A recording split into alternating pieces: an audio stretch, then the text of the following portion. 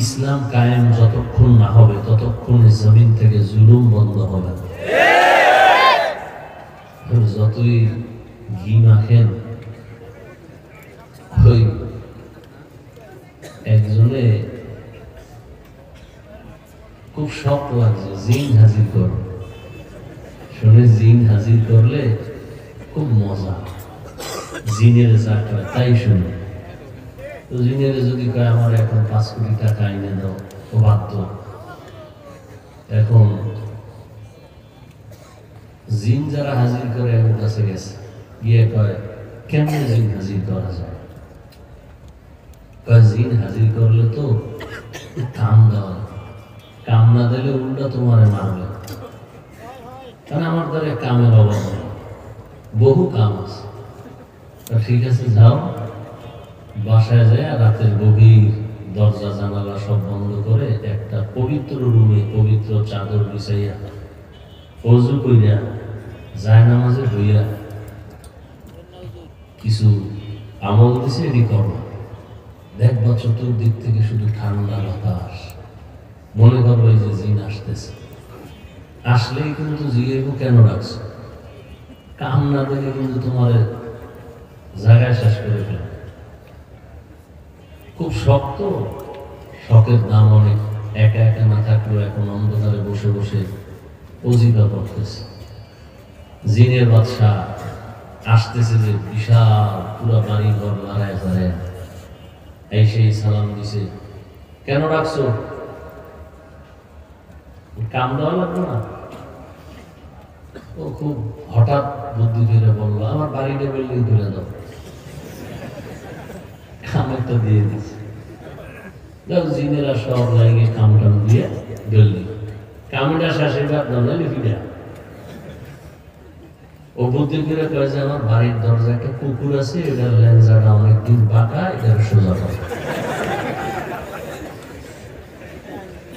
কাম তো দিছে, জিনেরা সব রেডি হয়ে গেছে, কুকুরের লেন্স সোজা করবে। পুরা কয়েকজন মিলে টাইনে সোজা করে ধরে রাখছে। ও সাইডে দেয় আবার কামড়ে করে ঘি মাখ, ঘি মাইখা মোটামুটি রোদ্রে শুকাও, শুকায় টুকে এবার মোটামুটি টাইট হয়ে যায়, মোটামুটি যেভাবে রাখবো ওভাবে থাকবে। কিন্তু ওই ঘিটি মাইখা শুকায় আস্তে আস্তে মোটামুটি একটু সোজা, হঠাৎ আবার বাঁকা হয়ে যায়। বলে হবে না, ওই বাঁশের চিকন আছে ছিদ্রওয়ালা, এটার লেন্সের মধ্যে ঢুকায়, ঢুকায় বাঁশ দিয়ে যতক্ষণ রাখে ততক্ষণ থাকে, ওটার বাইর করে ফেলে আবার সেই বাঁকা। তো কথাটা বুঝাইতে চাইলাম যে সবাই শান্তি চায়। দুনিয়াতে দুই কথা নিয়ে কোনো হরতাল নাই, অবরোধ নাই, বিরোধী নাই, কিচ্ছু নেই, দুই কথা। সেটা কি? একটা হলো দুনিয়ার সবাই মরবে, এই কথায় কোনো ইখতিলাফ আছে? কেউ হরতাল দিছে যে আমরা মরবো না, এই কথায় দুনিয়ার কেউ দ্বিমত নেই। আর এক কথা, সবাই শান্তি চায়। হিন্দুরাও শান্তি চায়, বৌদ্ধরাও শান্তি চায়, ইহুদিরাও শান্তি চায়, খ্রিস্টান শান্তি চায়, আমরাও শান্তি চাই, আপনারাও। আওয়ামী লীগ শান্তি চায়, বিএনপি শান্তি চায়, জাসদ বাসদ অসৎ যা আছে সবাই কি চায়? শান্তি চায়। কিন্তু ঠিকানা নিয়ে ভেজাল, ঠিকানা নিয়ে ভেজাল। ইহুদিরা বলে শান্তি পেতে হলে উজাইরকে আল্লাহর সন্তান বলো, শান্তি আসবে। খ্রিস্টানরা বলে ঈসা নবীকে আল্লাহর সন্তান বলো, শান্তি পাবো। বৌদ্ধ ধর্মের মানুষ বলে গৌতম বুদ্ধকে ধর্মের গুরু মনে করো, জীবনের ভালো মন্দের কল্যাণকামী মনে করো, তো শান্তি। হিন্দুরা বলে 33 কোটি দেবদেবীর পূজা করো, তাহলেই শান্তি। এখন এদের শান্তির ঠিকানা এক না আলাদা? কেন? এদের ধর্ম কি? হিন্দুদের ধর্ম আলাদা, শান্তির ঠিকানাও। ইহুদির ধর্ম আলাদা, শান্তির ঠিকানাও আলাদা। এবার আমরা মুসলমানের ধর্ম কি? এক না? তাহলে আমরা শান্তির ঠিকানা কাটা হবে একটা হবে। কিন্তু ওদের থেকে আমগুলোর মধ্যে ঝামেলা আরো বেশি। কেউ বলে কবরে সেজদা দাও, শান্তি। কেউ বলে মাজারে দাও, শান্তি। কেউ বলে গাছেরে দাও, শান্তি। কেউ বলে বেপরদায় নাচ গান করো, শান্তি। আসলে শান্তি কোথায়? শান্তির ঠিকানা একটাই, ইসলাম। কি ইসলাম? সে ইসলাম যতদিন পর্যন্ত ছিল না ততদিন পর্যন্ত মক্কার মানুষ এক অশান্তির বেড়া জালে ছিল। যখন এই শান্তির দূত এসে গেল আর রসুলের আদর্শ গ্রহণ করা শুরু করলো, মক্কার মানুষ এতটা প্রিয় হল, কিয়ামত পর্যন্ত যত মানুষ আসবে সবার জন্য তারা আদর্শ মডেল হয়ে গেল। আল্লাহ লিস্টি নিয়ে পাঠায় দিলেন, জিবরাইল নিয়ে লিস্টি নবীরে দাও, এই লিস্টিতে যাদের নাম আছে এরা জান্নাতি। অথচ এরা ছিল চরম খারাপ। এই কথাটা দুনিয়ার সব চান্দাবাজার ধান্দাবাজেরাও জানে যে ইসলাম সঠিক শান্তি দিতে পারে। মানে না কেন? চুরি চলবে না, দুর্নীতি করতে পারবে না, চান্দাবাজি আর ধান্দাবাজি করতে পারবে না। এই জন্য ইসলাম থেকে দূরে এবং মানুষের ব্রেনকে ওয়াশ করে ফেলাইছে যে ধর্ম আর রাজনীতি এক না। হ্যাঁ, চান্দাবাজি ধান্দাবাজি রাজনীতি আর ইসলাম ধর্ম এক না। কিন্তু সুলাইমান নবীর রাজনীতি, ইউসুফ নবীর রাজনীতি, আমাদের নবীর রাজনীতি ও আবু বকরের রাজনীতি, ওমরের রাজনীতি আর ইসলাম ধর্ম এক। নাকি আলাদা? আল্লাহ বুঝার তৌফিক দান করে। আমি আপনাদের সামনে যে আয়াত পড়ছি, সূরাতুস সুবহানের প্রথম আয়াত, নবীজির হাদিস থেকে একটি হাদিস। প্রথমে তরজমা, এরপরে আপনাদের ধৈর্যের উপরে কিছু ব্যাখ্যা। বলতেছিলাম যে বক্তার এলেম আমলের বাহাদুরি দিয়া ওয়াজ হয় না, বক্তব্য হয় না। বাতিনি ভাবে থাকতে হবে আল্লাহর রহমত, জাহিরি ভাবে লাগছে শ্রোতাদের অন্তরের মুহাব্বত। এই দুই যখন এক হয়ে যাবে তখন বয়ান আল্লাহ বের করে দিবেন। তাহলে তরজমা শুরু করি। আল্লাহ বলেন, সুবহান, পবিত্র সত্তা, আল্লাযী আসরা বিআবদিহি লাইলাম মিনাল মাসজিদিল হারাম ইলাল মাসজিদিল আকসা, যিনি ভ্রমণ করাইলেন তার প্রিয় বান্দাকে বাইতুল্লাহ থেকে বাইতুল মাকদিস পর্যন্ত। আল্লাযী বারাকনা হাওলাহু লিনুরিয়াহু মিন আয়াতিনা, যেই বাইতুল মাকদিস আল্লাহর বরকত দ্বারা পরিপূর্ণ, যাতে করে তার প্রিয় বান্দা বা প্রিয় বন্ধু অবলোকন করবেন আল্লাহ পাকের কুদরতের নিদর্শন। ইন্নাহু হুয়াস সামিউল বাসীর, নিশ্চয়ই আল্লাহ হলেন চূড়ান্ত শ্রোতা এবং দ্রষ্টা। হাদিস পড়েছি, রাসূল বলেন, কুল্লু উম্মতি ইয়াদখুলুনাল জান্নাতা ইল্লা মান আবা, সব উম্মতেরা জান্নাতে যাবে, যারা আমি মুহাম্মদকে অস্বীকার করে মানে না তারা জান্নাতে যাবে না। খেয়াল করিয়েন, কিলা মান আবা, সাহাবায়ে কেরাম বললেন, ইয়া রাসূলুল্লাহ, আপনাকে মানে না তারা কারা? ক্বালা মান আতাআনি দাখালাল জান্নাহ ওয়া মান আসানি ফাকাদ আবা। রহমতের নবী বলছেন, যারা আমার অনুসরণ করবেন তারা জান্নাতি, যারা আমার বিরোধিতা করবেন তারা আমার অনুসরণকারী নয় বরং অস্বীকারীদের অন্তর্ভুক্ত। হাদিসের উপরে 2-4 মিনিট কথা একটু খেয়াল করবেন। আপনারা খেয়াল করলেই আমি কিছু প্রশ্ন করব, আপনাদের থেকে জবাব নেব। নবীজি বললেন সব উম্মত জান্নাতে যাবে, সব।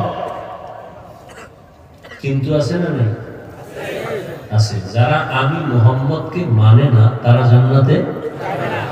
সাহাবায়ে কেরামের প্রশ্ন, ইয়া রাসূলুল্লাহ, আপনাকে মানে না তারা কারা? এখান থেকে খেয়াল করবেন। সাহাবায়ে কেরাম জিজ্ঞাসা করলেন, ইয়া রাসূলুল্লাহ, আপনাকে মানে না তারা কারা?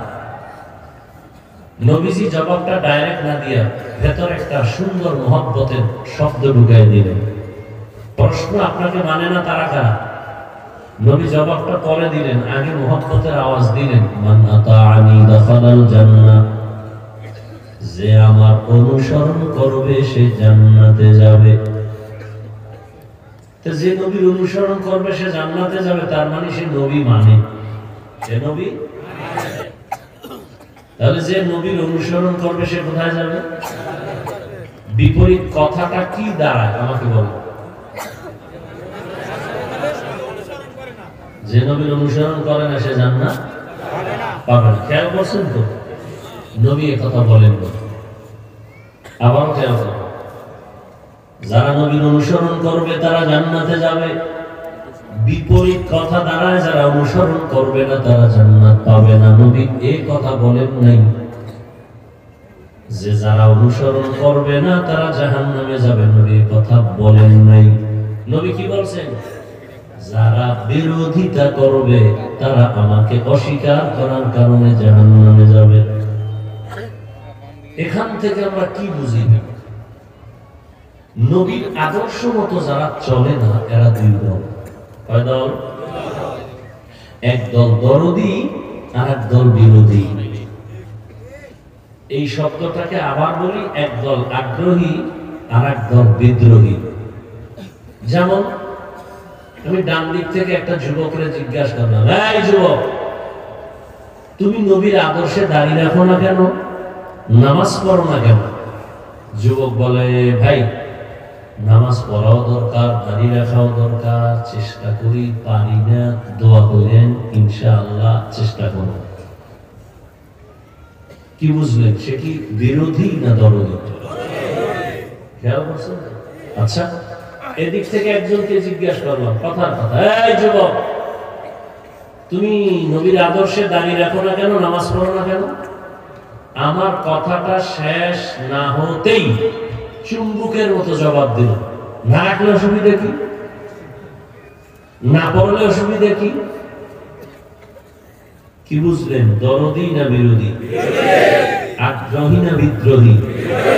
রাসূলের আদর্শের ক্ষেত্রে বিদ্রোহীর আরেক নাম বেঈমান। বিদ্রোহীর আরেক নাম খুব খেয়াল করেন। কি বুঝলেন? যে দাড়ি রাখে না তাকে গালি দেওয়া যাবে না। আগে বুঝতে হবে সে দরদি না বিরোধী। দরদি হলে মুমিন, বিরোধী হলে বেঈমান। দাড়ি না রাখলেও যদি দরদি হয় মুমিন, দাড়ি না রেখে যদি বান্দা বিরোধী হয় বেঈমান, তাহলে একজনে নামাজ পড়ে না তারে গালি দেওয়া যাবে না, কারণ আগে বুঝতে হবে সে দরদি না বিরোধী। যদি বলে হুজুর নামাজের দরকার, পারি না, দোয়া করবেন, মুমিন। আর যদি বলে নামাজ না পড়লে অসুবিধা কি, কথা ছাড়া বেঈমান।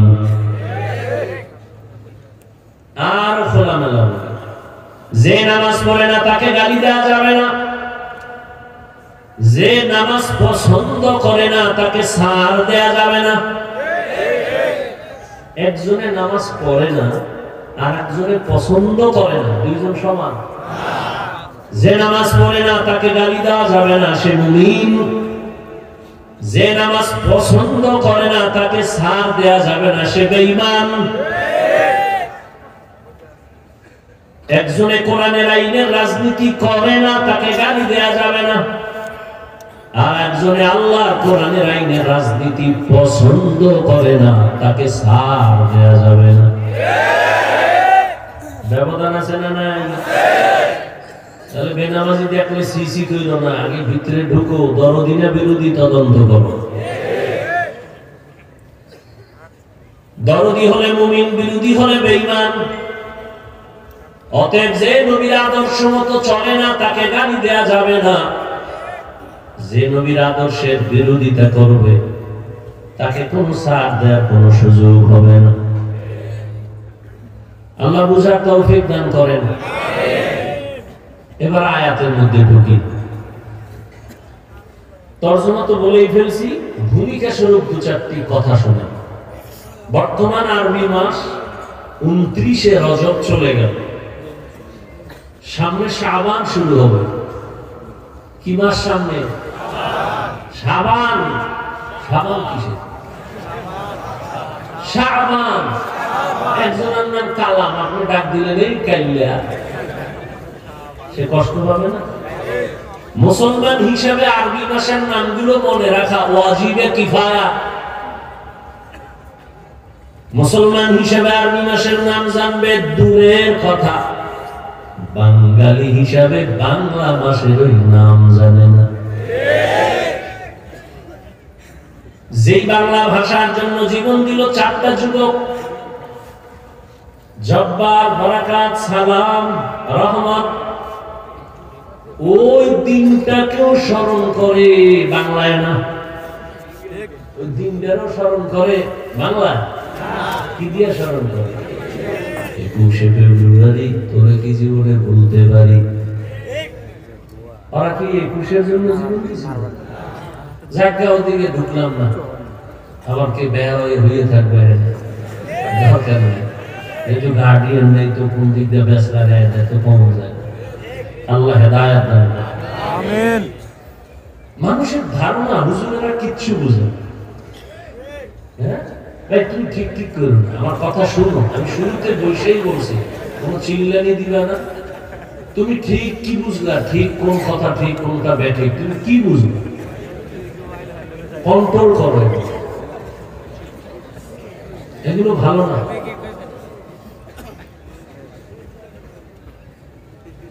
হুজুরেরা কিছু বুঝে না, এই ধারণা মানুষের অন্তর। এরা কোরআন হাদিসের ওয়াজ করবে, তার মানেই হলো আখিরাত নিয়ে কথা বলবে। আল্লাহর ওয়াস্তে আমাকে বলুন তো, ইসলাম কোরআন শুধু কি আখিরাতমুখী সমাধান আছে, দুনিয়ার সমাধান নাই? কেন আপনারা এই ধারণা অন্তরে পোষণ করেন যে আমরা আখিরাতমুখী কথা বলবো? অশান্ত পরিবেশকে রহমতের নবী এসে শান্ত করে দিলেন এবং এমন একটা প্রেসক্রিপশন তৈরি করলেন, কিয়ামত পর্যন্ত এই প্রেসক্রিপশন যারা ফলো করে চলবে, কিয়ামত পর্যন্ত তারা দুনিয়াতে শান্তিতেও থাকবে, সম্মানেও থাকবে। নবী তো চ্যালেঞ্জ দিয়ে গেছে। قال رسول الله صلى الله عليه وآله وسلم تركت فيكم أمرين لن تضلوا ما تمسكتم بهما كتاب الله وسنة رسوله। রহমতের নবী বলেন, দুটো জিনিস রেখে গেলাম হে উম্মত, এই দুটো জিনিস যদি আঁকড়াইয়া ধরো, ঈমানও যাবে না, সম্মানও যাবে না। ১৫০০ বছর পরে এই দুইটা যাদের কাছে আছে এখনো, কোরআন আর নবীর আদর্শ, আল্লাহর জাতের কসম, এরা এখনো সম্মানেও আছেন, শান্তিতেও আছেন এখনো। চেয়ারম্যানের চেয়ারের মেয়াদ শেষ, এমপির চেয়ারের মেয়াদ শেষ, মন্ত্রীর চেয়ারের মেয়াদ শেষ, এসপিডিসির চেয়ারের মেয়াদ শেষ। কোরআনওয়ালা, নবীর আদর্শওয়ালা উলামায়ে কেরামের চেয়ারের কোনো মেয়াদই নাই। আছে কোনো মেয়াদ? তো শেষ হবে কি? টাকা দিয়ে সম্মান কিনলে প্রথমে ফুলের মালা, ফাইনালে জুতার মালা। টাকা দিয়ে কিনছে না সম্মান, আর আল্লাহর দেয়া সম্মান যদি বান্দা ধারণ করে রাখতে পারে, দুনিয়ায় বাদশাহ, পরকালেও বাদশাহ। সম্মান কে দিবেন? আল্লাহ যাকে সম্মান দেন, টাকা লাগে না, যোগ্যতা লাগে না। বেলালের মতো কালো মানুষও আল্লাহ এত দামি বানাইছেন। রহমতের নবী বলেন, মেরাজের রাত্রে জান্নাতে ঢুইকা আমি হাঁটার আওয়াজ পাই, বেলালের আওয়াজ।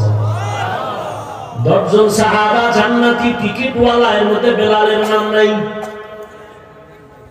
কিন্তু আল্লাহ তাকে কবুল করেছেন। কাবেলিয়াত দাদেউরা শর্ত নিস, বলকে শর্ত কাবেলিয়াত দাদেউস। দুনিয়াওয়ালারা সম্মানের চেয়ার দিতে গেলে আগে যোগ্যতা তালাশ করে।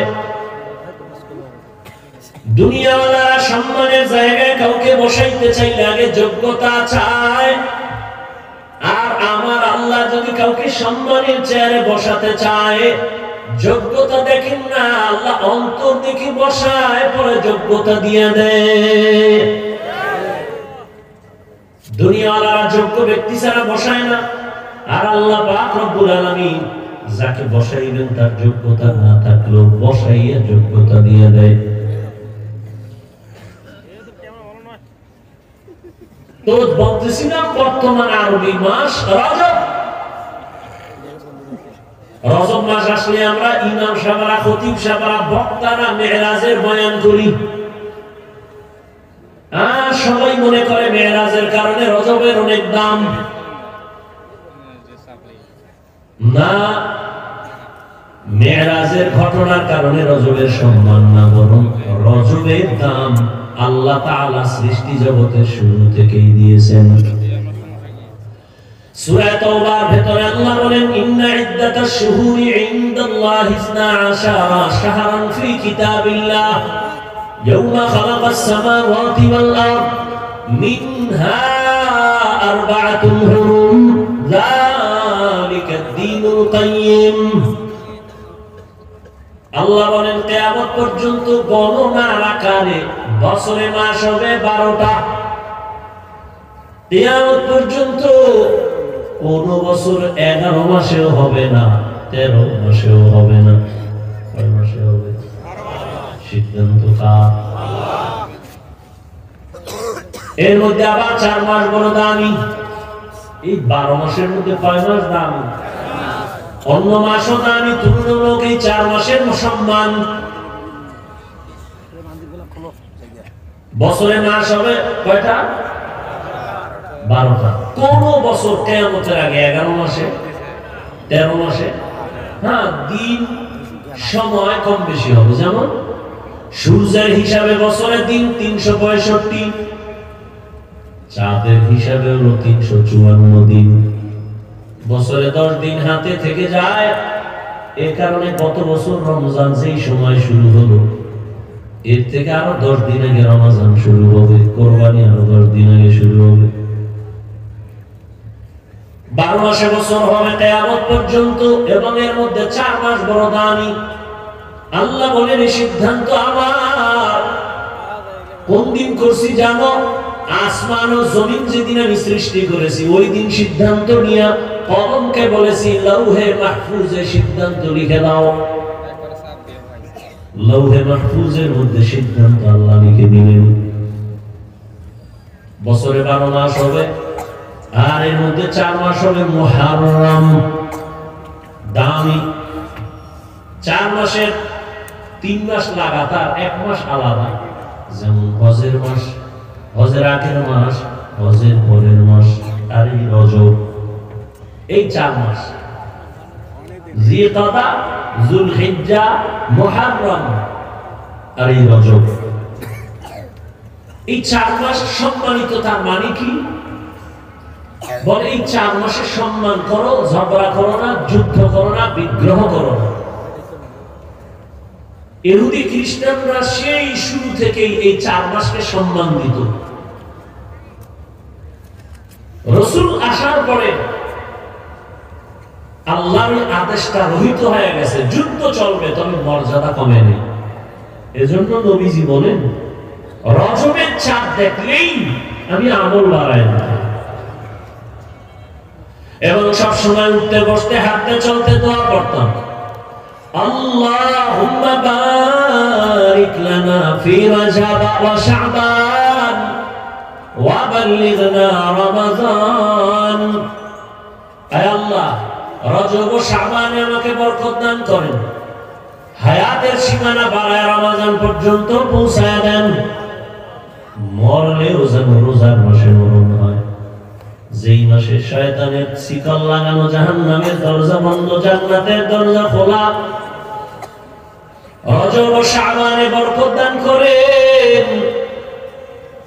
আর হায়াতের সীমানা বাড়ায় রমজান পর্যন্ত পৌঁছায় দেন। জিগেলি আপনারা দোয়া পারেন, পড়েন না তো লাভ নেই। ও ভাই পড়েন, এখানে পারি তো ভাই, দোয়া পড়েন, এখানে পারি তো। ইবলিসই তো বহুত পারছে, লাভ কি? শুধু রজবে না শাবানের বরকতের দোয়া আছে? আছে। এই জন্য পড়েন, এই দোয়াটা করবেন নি আজকে থেকে। খালি পেটে বিড়ি টানার আগে সব সময় দোয়াটা করবেন। আর বাথরুমে গিয়ে আবার এসকো বাড়ানো যায়, হেনে বই বই গেলে সময় পেয়েছি নিরিবিলি। اللهم بارك لنا في رجب وشعبان وبلغنا رمضان। আল্লাহ আমাদের এই দোয়া বেশি বেশি করার তৌফিক দান করেন। আবার আসতেছে শাবান, ওই শাবানের একটা বরকতের রাত আছে। কি রাত? লাইলাতুন মিন নিসফি শাবান, শাবানের মধ্যরাত। কোনো ভেজাল ভেজালে যাইবেন না, ইবাদতে সময় কাটাবেন, তর্কেও যাইবেন না, বইবে দুরূদ শরীফ পড়বেন, সমস্যা কি? তো এই রজব মেরাজের কারণে সম্মানিত না তার আগের থেকেই? আগের থেকে। এক নাম্বার দুই, আমরা যে রজবে মেরাজের বয়ান করি, ঐতিহাসিকদের মধ্যে মেরাজ কোন মাসে হয়েছে নিয়ে 7 মাসের নাম আছে। কয় মাস?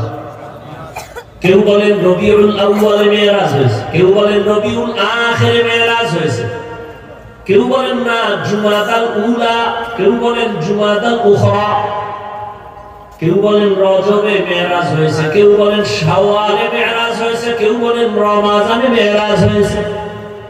তো মেরাজ হয়েছে এটা সঠিক, কোরআনের আয়াত। মেরাজ হয়েছে সব নবীদের।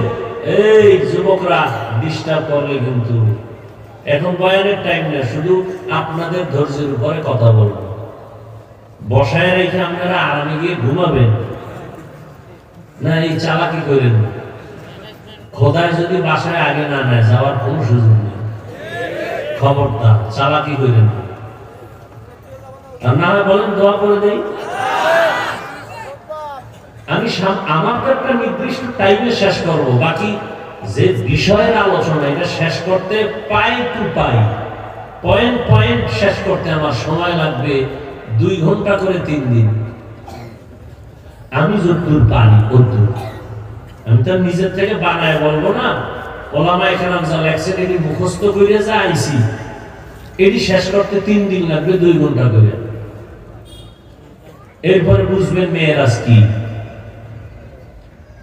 শুরুতে কিছু শুনেন তো অনুভব করবেন কি আল্লাহ পাকের কুদরত।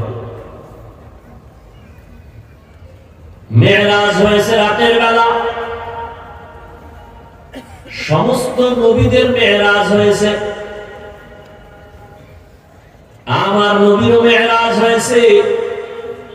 সব নবীদের মেরাজ হলো জমিনে, আর আমার নবীর মেরাজ হলো আরশে আজিমে।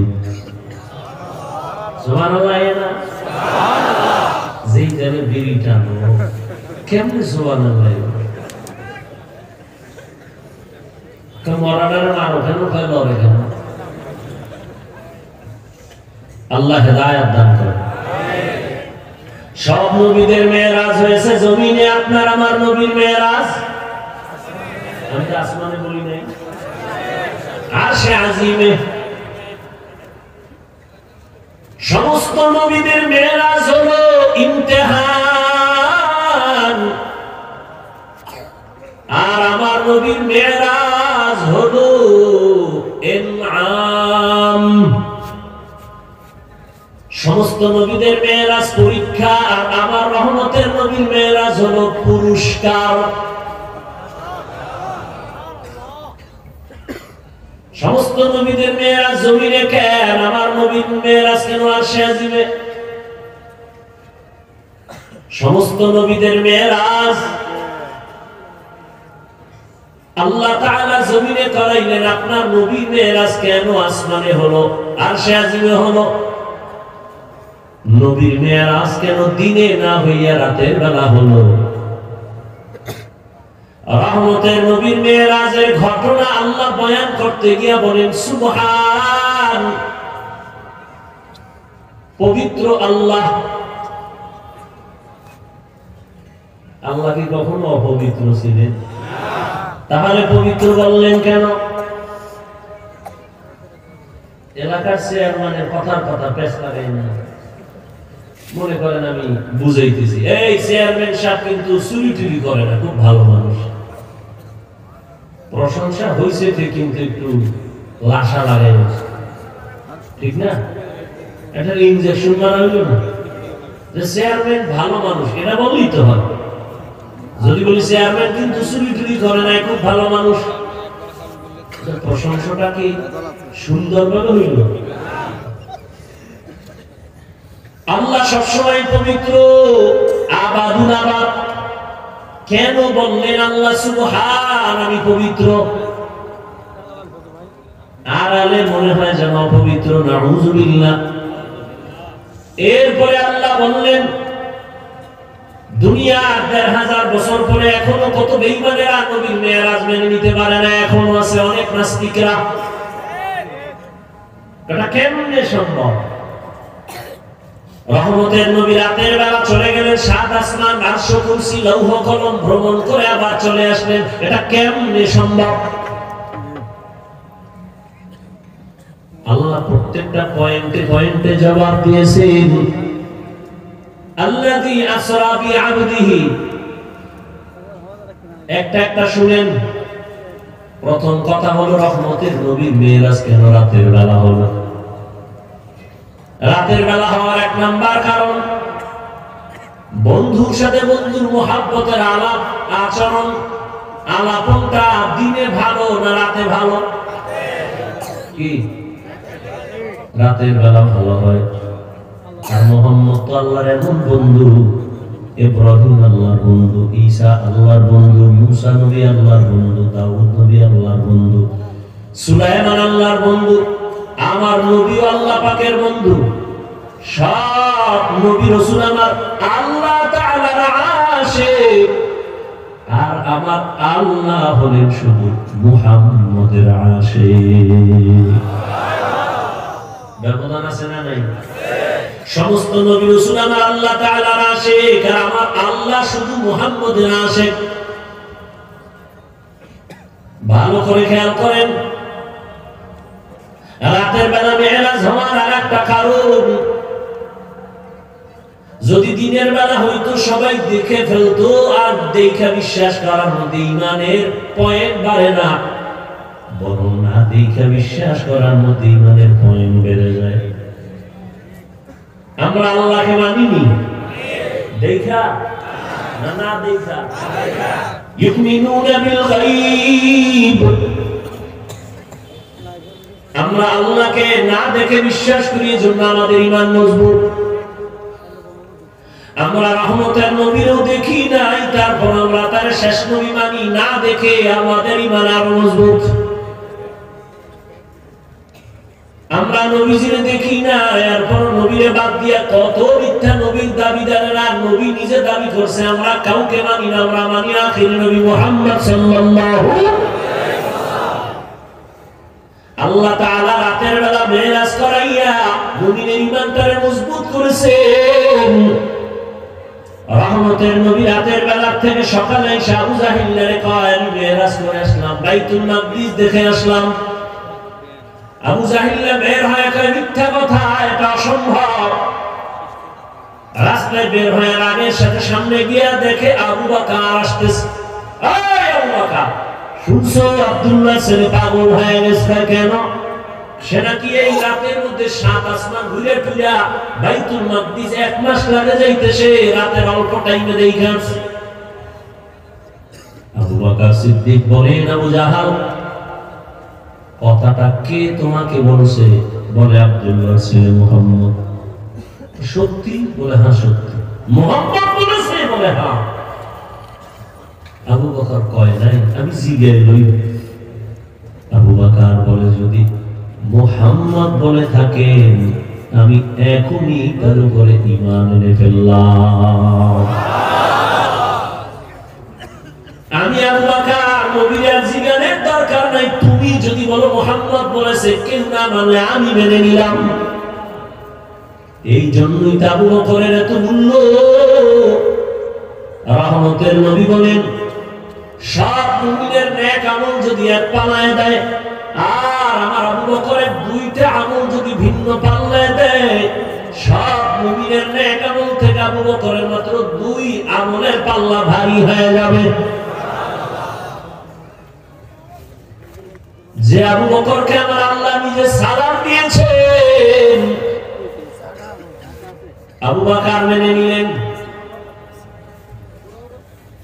আল্লাহ বলেন সুবহান, আমি পবিত্র। পবিত্র বলতে গেলে প্রশ্ন আসে, এই জন্য এই সুন্দর একটা জবাব দিচ্ছেন শাইখুল হিন্দ মাহমুদ হাসান দাওবন্দি রহমাতুল্লাহ আলাইহি বলছেন, এখানে পবিত্রতার বিপরীত যে আইব অর্থাৎ ত্রুটি থেকে আমি পবিত্র না, তর্জমা করেছেন আমি সমস্ত দুর্বলতা থেকে পবিত্র। বলে কেমন দুর্বলতা? তোমার মেধার দুর্বলতা আছে, এ থেকে আমি আল্লাহ পাক। তোমাদের খানার দুর্বলতা, আমি আল্লাহর দুর্বলতা নাই। তোমাদের ঘুমের দুর্বলতা, আমার নবীও না ঘুমাইলে অসুস্থ, না খাইলে পেটে ক্ষুধা, আমি আল্লাহ এই দুর্বলতা থেকে পবিত্র। লা তাখুযুহু সিনাতু ওয়ালা নাওম, আমি আল্লাহর ঘুম নাই, তন্দ্রাও নাই। এক জবাব। আর এক জবাব হলো, বান্দা তুমি সুবহানাল্লাহ বলো। সুবহান বলে তোমার ভেতরে যত প্রশ্ন হতে পারে, এটা হবে না, এটা অসম্ভব। আল্লাহ বলেন সব অসম্ভবের থেকে আমি আল্লাহ পাক পবিত্র। সুবহান। দ্বিতীয় কথা হলো, আমরা মাঝে মাঝে সুবহানাল্লাহ বলি কেন? বলে আশ্চর্য কোন ঘটনা শুনলে।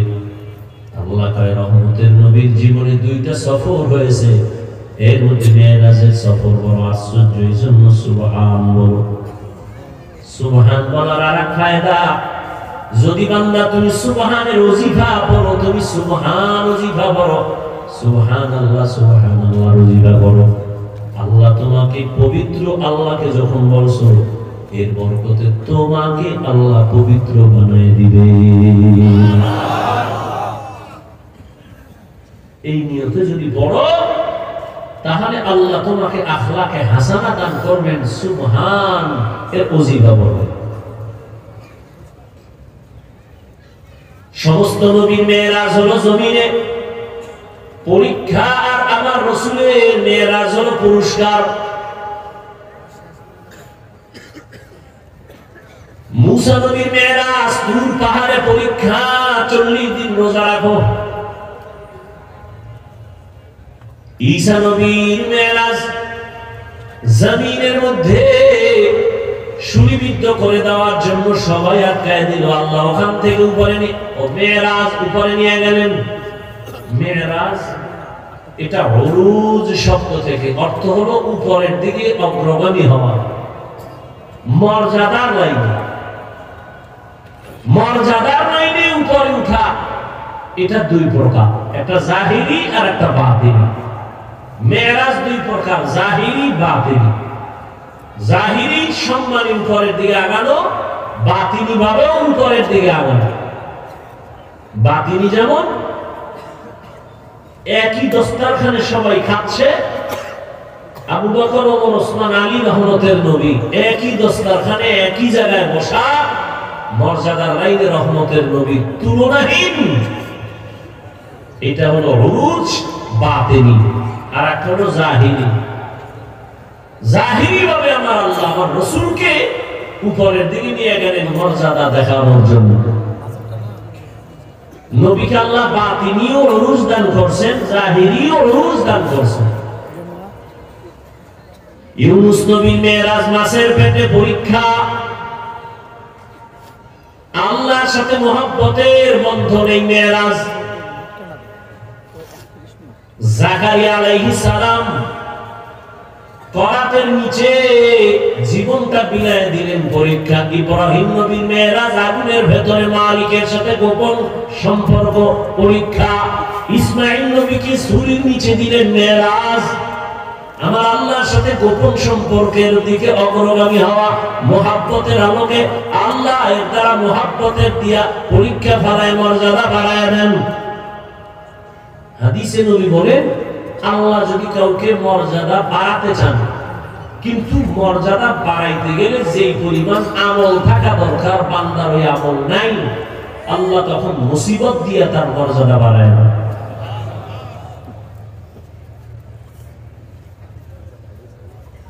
তাহলে সব নবীর মেরাজ পরীক্ষা, আর আপনার আমার নবীর মেরাজ হলো পুরস্কার। তো পুরস্কার যিনি পাবেন, পরীক্ষা ছাড়া কেউ পুরস্কার পায় না। তাহলে আমার নবীরে আল্লাহ পরীক্ষা ছাড়া পুরস্কার দিবেন? বলে না। নবীর পরীক্ষা তো আরো জটিল। কেমন জটিল? বলে রহমতের নবী জমিনে আসিয়া কোনদিন আব্বার চেহারা দেখেন নাই, বাবা বলে ডাকতে পারেন নাই। 6 বছরে মা হারাইলেন, নবীর এক কঠিন পরীক্ষা। 8 বছরে দাদা আব্দুল মুত্তালিব হারায় গেল, কঠিন পরীক্ষা। চতুর্দিকে নবীর দুশমন। জমিনে নবীর জন্য 2টা ছায়া ছিল দারুল আসবাব হিসাবে। এক ছায়া চাচা আবু তালেব, আর একটা ছায়া আম্মা জান খাদিজা রাদিয়াল্লাহু আনহা। রহমতের নবীর উপরে আরো পরীক্ষা। চাচা আবু তালিব চলে গেছেন, একই বছরে খাদিজা রাদিয়াল্লাহু আনহাও চলে গেলেন। জমিন থেকে দুজন চলে গেলেন, নবীর পরীক্ষা। নবীকে একদিন আর 2 দিন না, যেই নবীর শরীর মোবারকে মশা পড়ে না হারাম, মাছি পড়ে না হারাম, সেই রহমতের নবীকে মক্কার বেঈমানেরা শিয়াবে আবু তালিবের মধ্যে 3 বছর এমন ভাবে গৃহবন্দী করে রাখলো। চতুর্দিকে পাহাড়, মাঝখানে রহমতের নবী। খানা দেয় না, পানি দেয় না। নবীর 4 কন্যা নবীর সাথে আছেন, কষ্ট করে নবী গাছের পাতা ছিঁড়ে চাবাইয়া চাবাইয়া খায় আর পেটের ক্ষুধা নিবারণ করেন। কেমন পরীক্ষা! একদিন টানা 3টা বছর রহমতের নবীর পরীক্ষা। এত কষ্ট আম্মা জান আয়েশা রাদিয়াল্লাহু আনহা বলেন, রহমতের নবী জীবনে অনেক কষ্ট করেছে, তবে কোন কষ্টটা আপনাকে বেশি দাগ কাটছে অন্তরের ভেতরে? রহমতের নবী বলেন, আয়েশা, সব থেকে বেশি আমাকে ভাবায় তায়েফের ময়দানের কষ্ট। আমি যখন তায়েফের ময়দানে হেঁটে হেঁটে দাওয়াতের জন্য যাই, দেখছেননি মক্কা থেকে তায়েফে যখন যাই, এখন তো গভর্নমেন্ট বাঁকা বাঁকা রাস্তা করে দিয়েছে, কেবল সিস্টেম উঠা যায়। ওখানে আবহাওয়া পুরাটা ঠান্ডা, মক্কায় আগুন, ওখানে ঠান্ডা। রহমতের নবী হেঁটে হেঁটে চলে গেছেন। নবী বলেন, আয়েশা, আমি যখন গেলাম দাওয়াতের জন্য, ওই তায়েফের কাফেরেরা ওদের বাচ্চাদের আমার পেছনে লেলিয়ে দিল পাথর মারার জন্য। তায়েফের ছোট ছোট বাচ্চারা বৃষ্টির মতো আমাকে পাথর মারলো। পাথরের আঘাতে আঘাতে আমার শরীর রক্তে রঞ্জিত, জুতা পর্যন্ত আটকায় গেছে রক্ত পড়ে। শুধু কি পাথর না, এতটুকু আর এক দল আমার পেছনে লাফায় আর আমারে গালি দেওয়া শুরু করেছে, আর বলে, মক্কার পাগল আছে তারা দাও। আর এক দলে আমার হাসে ঠাট্টা করে, আমি চোখের পানি ধরে রাখতে পারি না।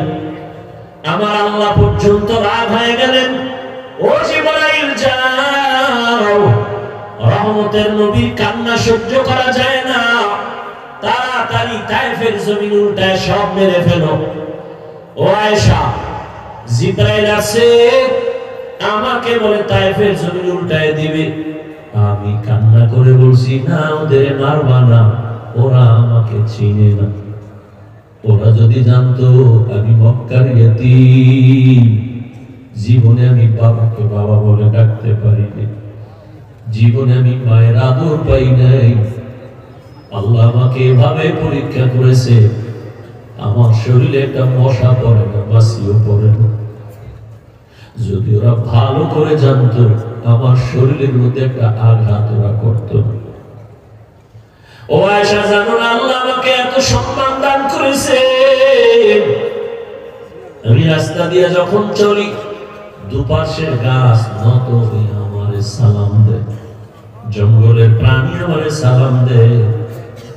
আয়েশা বলেন, আমি নবীর ঘাম বোতলে ভরে রাখতাম আর আতর হিসেবে ব্যবহার করতাম। নবী বলেন, আমি যেখানে কদম ফালাই ওখান থেকেই দীর্ঘ বছর শুধু বেশ করে ঘেরান আসে। ওই তায়েফের এই পরিমাণ পাথর মেরে আমার রক্ত ঝরাইছে, আমি তায়েফের ওই কষ্টের কথা ভুলতে পারি না। ও আয়েশা, একটা মানুষও কালেমার পতাকার মধ্যে পড়তে চাইল না। আমার এই কষ্ট আল্লাহ তাআলা এবার সান্ত্বনা দেওয়ার জন্য বলি, নবী আসেন আমার বাড়ি, আমি আপনাকে এবার পুরস্কার দিব।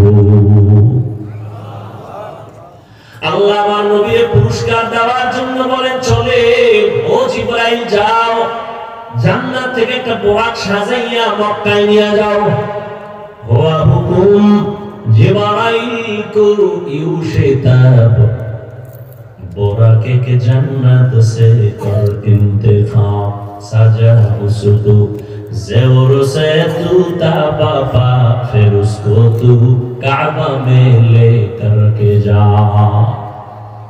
जिब्राइल आमीन चले আসলেন বোরাক নিয়ে বাইতুল্লাহর সামনে। নবী এখন কই? এখানেও তিনটা মতামত।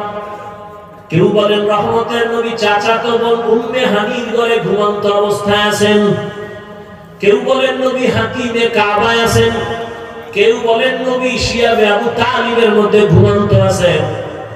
তিনটা কথার সমন্বয় আছে, তবে এখানে বলার সময় নাই। জিবরাইল আমিন এসে দেখলেন নবী ঘুমাচ্ছেন ঘরের মধ্যে, দরজা বন্ধ। ছাদের উপর থেকে ছিদ্র করিয়া জিবরাইল ভেতরে নামলেন। ভেতরে নামিয়া রহমতের নবীর মাথায় হাত দেয় না, শরীরের কোন অংশ স্পর্শ করে না। জিবরাইল আমিনের 600 নূরের পাখা, এক অংশ রহমতের নবীর পা মোবারকের পাতায় লাগাইয়া দিলেন। রহমতের নবী গভীর ঘুমে নাই, তাকায় দেখে জিবরাইল পায়ের কিনারা। নবী বসলেন, এই গভীর রাতে আসলেন কেন? উপরে তাকায় দেখে আবার সাত খালি, আসমান দেখা যায়। আপনি এখান থেকে আসছেন বলে, হ্যাঁ কেন দরজা আছে না? আপনি উল্টা আসলেন কেন? আজকে সব ব্যবহার উল্টা হবে, মাত্র শুরু। আপনার সাথে আজ ব্যবহার হবে সব আপনার বিবেকের বাহিরে, মাত্র শুরু হল। উপর থেকে নেমে দেখায় দিলাম। মুফাসসিরিনে কেরাম, মুহাদ্দিসিনে কেরাম মেরাজের ঘটনা থেকে উম্মতের সবক দেয়, এই দুনিয়াওয়ালারা সবক নাও। এক, ঘুমের মানুষের কেমনে সজাগ করবা? রহমতের নবী জিবরাইল সজাগ করে দেখায় দিলেন। দামি কোন মানুষ যদি ঘুমায়, তাকে যদি তুমি সজাগ করতে চাও, মাথায় হাত দিবা না, শরীরের অন্য কোন জায়গায় তুমি স্পর্শ করবা না, পা ধরে হালকা ভাবে চিপদাও, সজাগ হয়ে তাকায় তোমাকে দেখবে, কোনো ভয় লাগবে না। তুমি যদি পিছন দিয়ে মাথার উপরে আঘাত করো, তো বেহুশ হয়ে জায়গা মেরে দেবে, তোমার তো দেখবি না। মেরাজ থেকে সবক নাও, ঘুমের মানুষ কেমনে সজাগ করবা। জিবরাইল আমিন নবী বলেন, আমাকে উঠাইলেন, হাতিমে কাবায় নিয়ে গেলেন। ওখান থেকে জমজমের কূপের কিনারায় নিয়ে আমাকে চিৎভাবে শোয়াইলেন। আমাকে শোয়াইয়া আমার বুক চিরলেন, ভেতর থেকে কলব বের করলেন, স্বর্ণের পেয়ালায় রাখলেন, জমজমের পানি দিয়ে ধুইয়া আবার ভেতরে ঢুকাইলেন, হালকা করে চাপ দিলেন, আগের মতো সুন্দর হয়ে গেল। আমি সব দেখতেছি কিন্তু বলতে পারতেছি না। আমার সামনে জিবরাইল মিকাইল, ডান পাশে 70,000 ফেরেশতা, বাম পাশে 70,000 ফেরেশতা, সামনে 70,000 ফেরেশতা, পেছনে 70,000 ফেরেশতার কাফেলা। আমারে এভাবে করলেন, রক্ত গেল না, সেলাই লাগলো না, আমি ব্যথা অনুভব করলাম না। এটাকে আমরা বর্তমানে বলি ওপেন হার্ট সার্জারি। কি সার্জারি? আল্লাহ দেখায় দিলেন, এই দুনিয়ার ডাক্তারেরা ওপেন হার্ট সার্জারি কইরা মাস্তানি করিস না। আমি আমার নবীরে 4 বার ওপেন হার্ট সার্জারি আগেই করেছি। কয়বার? কুদরতের অপারেশন। একজনে কয়, ঘুমের মধ্যে শুনতেছি, স্বপ্নেই দেখলাম কিনা জানি না। একজনে বলতেছে, নবীর কলবের মধ্যে কি কোনো ময়লা ছিল? যদি নাই থাকে তাহলে বের কইরা জমজম দিয়া ধুইলেন কেন? কেমনে বুঝাবো জানি না। এরে আল্লাহর বান্দা, রহমতের নবীর শরীর থেকে ঘাম, ঘাম থেকে মিশকের ঘেরান আসে, এই কথা কি আপনারা শুনছেন? কথা বলেন না। নবীজি মিশকের মধ্যে, এই ঘামের মধ্যে কি বলে? নবী যেখানে কদম দেয় সেখানেও কি ঘেরান। নবীজির থুথু মোবারকেও ঘেরান। সেই নবী গোসল করতেন না? বলেন। ওযু করতেন না? কেন? নবী নাপাক? তো ওযু করতেন কেন? নবী নাপাক, গোসল করতেন কেন? এই প্রশ্নের যেই জবাব, নবীজির কলবে কি ময়লা? জমজম দিয়ে ধুইলেন কেন? ওই প্রশ্নের এই জবাব। খোদায় যদি বুঝ না দেয় তো কসুল্লা সারার উপায় কি? এই যত ঝামেলা, বুঝ বুঝ বুঝ বুঝ, সমস্যা, সব সমস্যা বুঝ। আমার বুঝ একরকম, আপনার বুঝ একরকম, ডিভাইডেড হয়। আপনার বুঝ কি? টুপি না দিলেই মাথা ঠান্ডা, দিলেই গরম। আমার বুঝ কি? টুপি দিলেই আমার সম্মান। আপনার বুঝ নামাজ পড়লেই স্বাধীনতা নষ্ট। আমার বুঝ নামাজ পড়লেই শান্তি। সব বুঝের অভাব। যখনই বুঝটা লাইনে আইসা যায়, গাঞ্জাখোর সব ফলাইয়া তসবিহ। এই বুঝ ঠিক করার জন্যই নবীর মেহনত, আলেমগো মেহনত, তাবলীগের মেহনত, পীর সাহেবদের মেহনত, বক্তাদের মেহনত, মসজিদের ইমাম খতিবের মেহনত। কি মেহনত? বুঝ ঠিক করো, বুঝ বুঝ বুঝ। না হয় আপনিও মুসলমান, আমিও মুসলমান, আপনার আল্লাহ আমার আল্লাহ এক না দুই? বুঝেন কিন্তু তাল মিলেন না। আপনার নবী আমার নবী, কোরআন, কাবা, ধর্ম, কালেমা, দুনিয়াতে আসি সিস্টেম, মৃত্যুকালে কাফন হবে তিনটা, তাও তালা, কবরের সাইজও, প্রশ্ন তিনটা, তাও আমরা বয়ান করবো কেন? বয়ান তো হিন্দুদের করবো, খ্রিস্টানদের করবো, ইহুদিদের করবো। ওরা আল্লাহ চিনে না, কোরআন চিনে না, ধর্ম চিনে না। আপনি তো আল্লাহ চিনেন, নবী চিনেন, কোরআন চিনেন, কাবা চিনেন, আপনাকে বয়ান করবো কেন? করবো মানি তালি দিতে দিতে 12 মাসে হুশ নাই। কুত্তার মতো, পাগলের মতো দৌড়ায়, কুত্তাও এরকম দৌড়ায় না। খালি আমি একা, লক্ষ লক্ষ ওলামায়ে কেরাম আপনাদের পেছনে, তাবলীগওয়ালাদের মেহনত আপনাদের পেছনে, পীর মাশায়েখের মেহনত আপনাদের পেছনে। বলে আমাকে টাকা দাও, না না, কিছু চায় না। আপনার আলেমদের কিছুই দেন না, গালি ছাড়া, বিরোধিতা ছাড়া কিছুই দেন না। অথচ আলেম আপনার জীবনের আপন, আর কেউ আপন না, সব চান্দাবাজ আর ধান্দাবাজ। এই যুবক, যার পিছনে ঘুরা নামাজ ছাড়ছো, দাড়ি কাটছো, ওরে কয় টাকা পাবি তো। কিন্তু ওরা কারা জানোনি?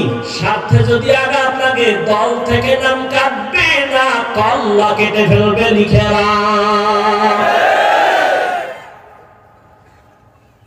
বাংলায় বলতেছি, এই কাহিনী চলে না? চলে না? সরকারি চাকরি করে, বেসরকারি চাকরি করে, বুঝে শুনে বলো, ডিউটি কয় ঘন্টা? 8 ঘন্টা, তাই তো? সর্বনিম্ন বেতন কত? নিম্ন নিম্ন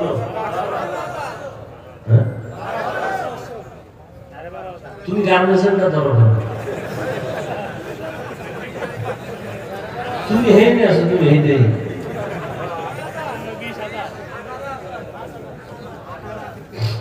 সরকারি বেসরকারি কোম্পানিতে চাকরি করে 8 ঘন্টা ডিউটি করে, সরকার তাকে বেতন দেয় 20,000, 16,000, 15,000 উপরে। আর টেবিলের তলে তোর আব্বাজান কত মুক্তা রেখে দিছে, ওটি নিয়ে নিবে। সত্য কথা কোনদিন অস্বীকার করবা না। মসজিদের ইমামের ডিউটি কয় ঘন্টা? কয় ঘন্টা? বেতন কত? এর থেকে জালেম আছেই দুনিয়া। এই পরিমাণ জুলুম। 8 ঘন্টা ডিউটি করে 20,000 টাকা, টেবিলের তলে মুক্তার দানা, খালা, মা, চাচারা রেখে দিছে, ওটি নিয়ে ঘুমায়। আর 24 ঘন্টা ডিউটি করে এক ইমাম রিমান্ডের মতো থাকে, বেতন 5,000, 10,000, 6 মাস বাকি, সভাপতি 100 টাকা মাসে, সেক্রেটারি 50। একক তো নামাজে না থাকলে রিক্সা ড্রাইভার কা হুজুর গেছিলেন কই, তুমি কি খালি রিক্সা চালায় এত পাওয়াটা 5 টাকা মাসে দেই, পাওয়ার আছে এরকম বেয়াদব নাই। এবার বুঝেন তো কি জুলুমটা করেন আলেমের উপর। এরপরেও কোন আলেম বেয়াদবি করে না, কোনদিন কাউকে গালি দেয় না, বড়দোয়াও মোনাজাতে যখন হাত উঠায় বলে হে আল্লাহ এলাকায় শান্তি দাও, কবরওয়ালাদের জান্নাত দাও, অসুস্থ সুস্থ বানাও। ইমাম সাহেব কইছে আল্লাহ কয়েকটার চাকার তলে হালো। ব্যবসা যারা করে বরকত দাও, চাকরি যারা করে বরকত দাও, বরকতের রস করে, সুদ খাওয়া টাকা না। কোনদিন আলেম মানুষের বিরুদ্ধে যায় না। এই জন্যই তো বলি আলেমরা এই জাতিকে যা দিয়েছে কেউ দেয় নাই, নিঃস্বার্থভাবে দিয়েছে এই জাতিকে, কেউ দেয়। সরকার কোটি কোটি কোটি কোটি কোটি টাকা ব্যয় করিয়া র‍্যাব, আর্মি, পুলিশ, বিডিআর বানাইয়া এদের টাকা ছাড়া অস্ত্র দিয়ে কাজ যাও, দেশটারে ঠান্ডা করো, সন্ত্রাসী কর্মকাণ্ড বন্ধ করো, চাঁদাবাজি বন্ধ করো, কিন্তু আজও পর্যন্ত পূর্ণ সফল হয়েছেন। কিন্তু সরকারের এক টাকাও কোন আলেমের পেছনে যায় নাই।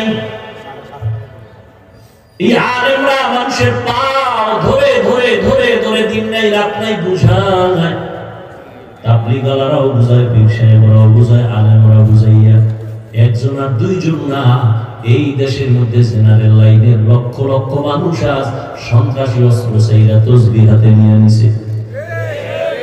তাবলীগের অবদান, পীর মাশায়েখের অবদান, দেওবন্দীদের অবদান, কষ্ট হইতেছে।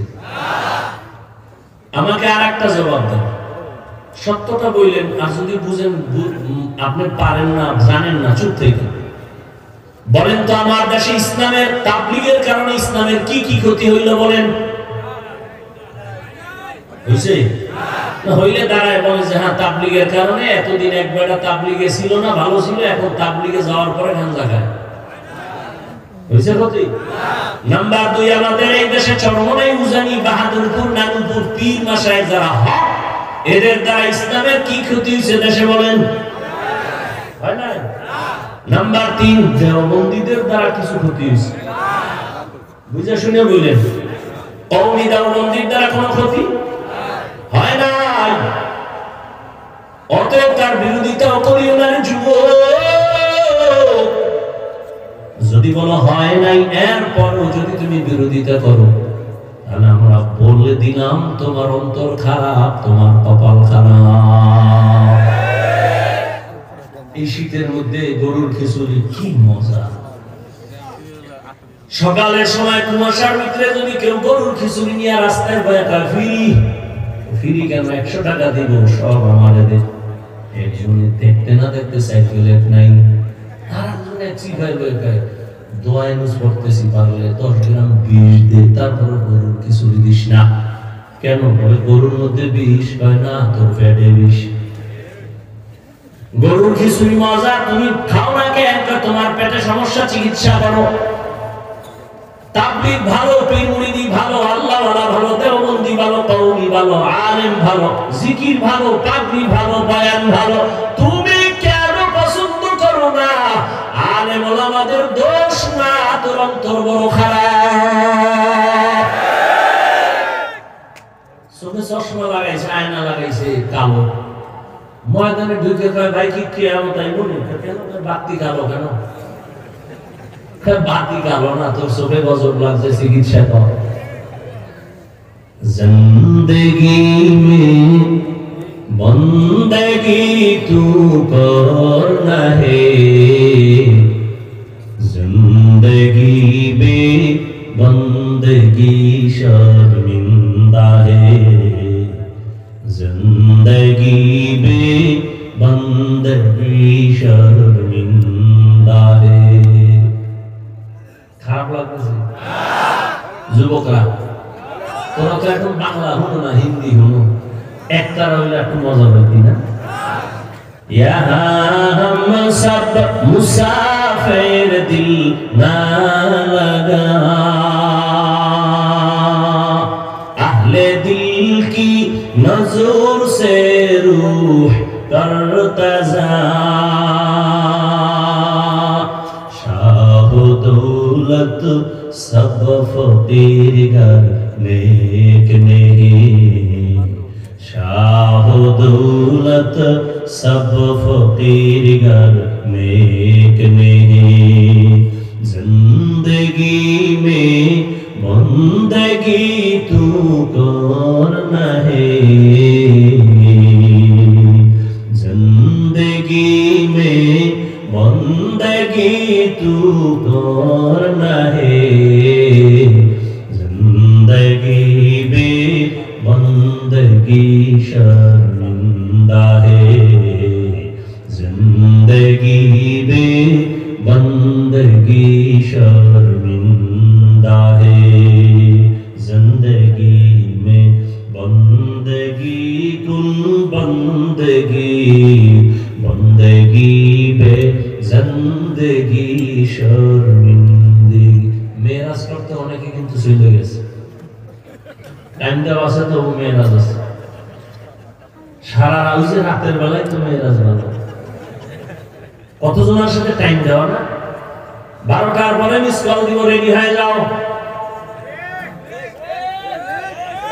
মেরাজে গেছি রে এরে আল্লাহর গোলাম কোন কথা বলতেছিলাম মনে নাই আমরা কাছে কি মনে কি ওপেন হার্ট সার্জারি আল্লাহ করেছেন রহমতের নবীকে ওপেন হার্ট সার্জারি করেছেন টোটাল 4 বার জবাব দিতেছিলাম নবীর কলবে কি ময়লা ধুইলেন কেন না না রহমতের নবীকে এমন এক জগতে দিতেছেন ওই জগৎ সম্পর্কে নবী ওয়াকিফ আল্লাহ ওই জগৎ টোটাল আলাদা এজন্য আমার আল্লাহ জমজমের পানি দিয়া গোসল করাইয়া এরপরে আমার আল্লাহ নবীর ওযু করাইলেন নবী বলেন আমি জমজমের পানি দিয়ে ওযু করলাম আর ওখানে যাইতে গেলে ওখানের আবহাওয়া আলাদা এজন্য আগে একটু পাওয়ার ভিতরে ঢুকানো দরকার আল্লাহ ঢুকায় দিলেন এটার বুঝাইতে এখন কত সোজা 50 বছর আগে কত কঠিন ছিল এখন সোজা কেমনে কয় যারা সৌদি আরব যাবে টিকা লাগা সরকার এখন আরো কড়া করছে টিকা সার্টিফিকেট না নিলে ভিডা ইনজেকশন লাগাও কারণ আরবের আবহাওয়া বাংলাদেশের আবহাওয়া এক না এজন্য তুমি ইনজেকশন নাও তুমি টিকা লাগাইয়া ওখানের আবহাওয়া যেন তোমার শরীরের সাথে অ্যাডজাস্ট হয়ে যায় আমার আল্লাহ নবীর কলবের মধ্যে আলাদা পাওয়ার দিয়েছে ওই আবহাওয়ার সাথে যেন অ্যাডজাস্ট হয়ে যায় কষ্ট না হয় নবী বলেন এবার আমি ওযু বানাইলাম জমজমের পানি দিয়া এজন্য অনেক উলামায়ে কেরাম বলেছে জমজমের পানি কাউসারের পানির থেকেও দামি রহমতের নবীকে সাহাবায়ে কেরাম প্রশ্ন করলেন ইয়া রাসূলুল্লাহ জমজমের কূপে তলা কই এই যে পানি যাইতেছে ও মানে কোটি কোটি ট্রিলিয়ন বিলিয়ন পানি হাজিরা নেয় কমেও না বাড়েও না এর তলা কই রহমতের নবী বলেন সাহাবা এই জমজমের পানির কূপের তলা হাউজে কাউসারের সাথে লাগানো নবী বললেন এবার 2 রাকাত নামাজ আমি আদায় করলাম মেয়েরা শুরু হইল মসজিদ থেকে কিতের থেকে এজন্যই তো আমরা মসজিদে গিয়ে নামাজে দাঁড়াই নামাজে মেয়েরাজ করি মেয়েরাজ মসজিদে গিয়ে নামাজ আদায় করো নামাজ আল্লাহর সাথে গভীর সম্পর্ক তৈরি হয় কথা হয় বান্দা যখন নামাজে দাঁড়ায় ওখানেও কিন্তু ওই সুবহান দিয়া শুরু হয় আরে সুবহানাকাল্লাহুম্মা আছে না ওয়া বিহামদিকা وتبارك اسمك وتعالى جدك ولا إله غيرك سبحان আমি এখন মেরাজে ঢুকতেছি বান্দা যখন নামাজে দাঁড়ায় গেল তখন বান্দা আল্লাহর সাথে সম্পর্ক তৈরি করে আল্লাহর প্রশংসা করে আলহামদুলিল্লাহ আল্লাহ বলেন লিমানিল হাম কার গুণগান গাইলা কালিল্লাহ আল্লাহ বলেন মানিল্লাহ আল্লাহকে বান্দা জবাব দেয় রব্বুল আলামিন আল্লাহ প্রশ্ন করে রব্বুল আলামিন কে বান্দা জবাব দেয় রহমান মানির রহমান বলে রহিম এভাবে কথা হয় মেরাজ চলে আল্লাহর সাথে উরুজ উপরে যাইতেছে বান্দা আল্লাহর মহব্বতের সাগরে ঢেউ খেলতেছে মহব্বতের দিকে অগ্রগামী হইতেছে এই জন্যই দেখছেন নি নামাজ একটা ইবাদত ঠিক এমনই তো একটা ইবাদত হজ করা এমনই ইবাদত যাকাত দেওয়া এমনই ইবাদতের অংশ বাইতুল্লাহ তাওয়াফ করা কিন্তু ব্যবধানটা কি বান্দা যখন যাকাত দেয় তখন যদি খানা দেয় খাওয়া যাবে সালাম দিলেও জবাব দেওয়া যাবে হজে গিয়ে বান্দা তাওয়াফ করে বাইতুল্লাহ লাব্বাইক আল্লাহুম্মা লাব্বাইক ওই সময় যদি কেউ সালাম দেয় নেওয়া যাবে খানা দিলেও খাওয়া যাবে নামাজে চলবে নি বলবে ভাই নামাজ একটু পরে ফাঁকি দিয়ে একটু খাইব চলবে না সালাম দিছে জবাব নামাজে আপনি আছেন সালাম দিলে জবাব দেওয়া যাবে না সৌদি আরবে গেছি অনেক আগে এই সময় কত কোয়ালিটি দুনিয়ার সব কোয়ালিটির মানুষ এনে বাবা একটা কেবলার দিকে পাওয়া দিয়া ওখানে নাকটাই দিয়ে ঘুমেছে আমি পাশের বইয়ে তেলাওয়াত করতেছি একামত হয়ে গেছে দাঁড়ায় গেছে দাঁড়ায় আপনার বেসারায় গেছে এর মধ্যে মোবাইল ও বাইর করে বলতেছে সলা সলা নামাজের ভিতরে আছে আবার পকেটে হাতে ছাড়াই গেছে নামাজে আর একটা দেখলাম সেজদায় যাওয়ার আগে পকেট থেকে একটা কাঠের টুকরা বাইর করে কপালের তলে দিয়েছে কি ও কাজে ইবলিস সেজদা দিয়ে জমিন নাপাক করছে তো এই জন্য আমরা কাঠের উপরে দিই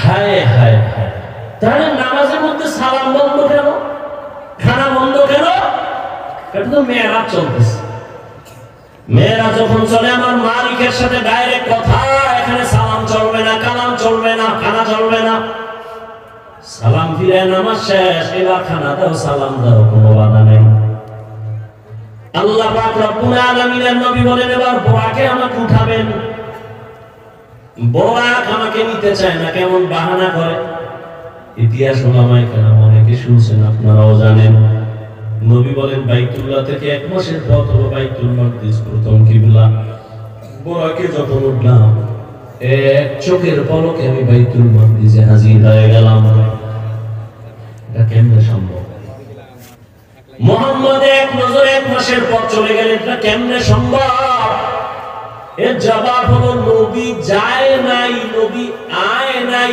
আল্লাহ নিয়েছেন আল্লাহ নিতে পারে না যেই আল্লাহ আদম নবীর জান্নাত থেকে ভারতের চরণ দ্বীপে বানায় দিলেন যেই আল্লাহ মা হাওয়াকে আরবের জেদ্দায় পাঠায় দিলেন জান্নাত থেকে ওই আল্লাহ আমার নবীরে পারে না আসেনতে যেই আল্লাহ ইউনূস নবীরে মাছের পেটে ঢুকাইয়া আবার বের করে দিলেন যেই আমার আল্লাহ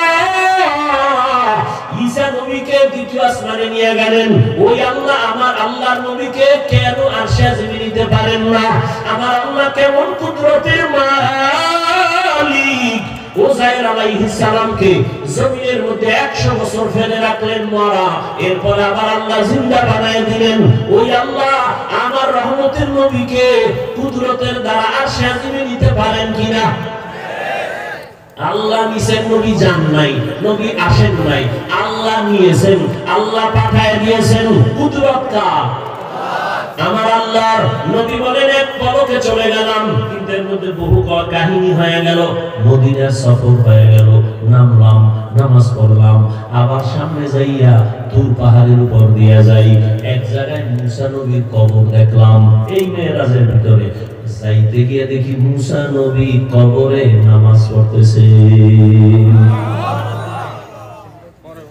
নবী মুসা কবরে নামাজ পড়েন এটা আমার কেমন কথা কেমন কেমন কথা দূর বলার সুযোগ নাই অনেকে বলে নবীরা কবরে মরা জীবনে জিন্দা হবে না নবী বলেন ক্বালা রাসূলুল্লাহ সাল্লাল্লাহু আলাইহি ওয়া আলিহি ওয়াসাল্লাম আল আম্বিয়া ওয়া হিয়াউন ফি কুবুরিহিম মুসাল্লুন।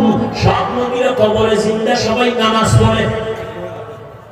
সুবহানাল্লাহ। কোরআন শরীফে আল্লাহ আয়াত নাযিল করে বলেন ওয়াহুম ইউরযাকুন, আমি কবরে তাদেরকে খানা দেই। আল্লাহ কি দেন? খানা। কবরই তো জায়গা, এখানে আবার আল্লাহ খানা দিলে কেমনে খায়?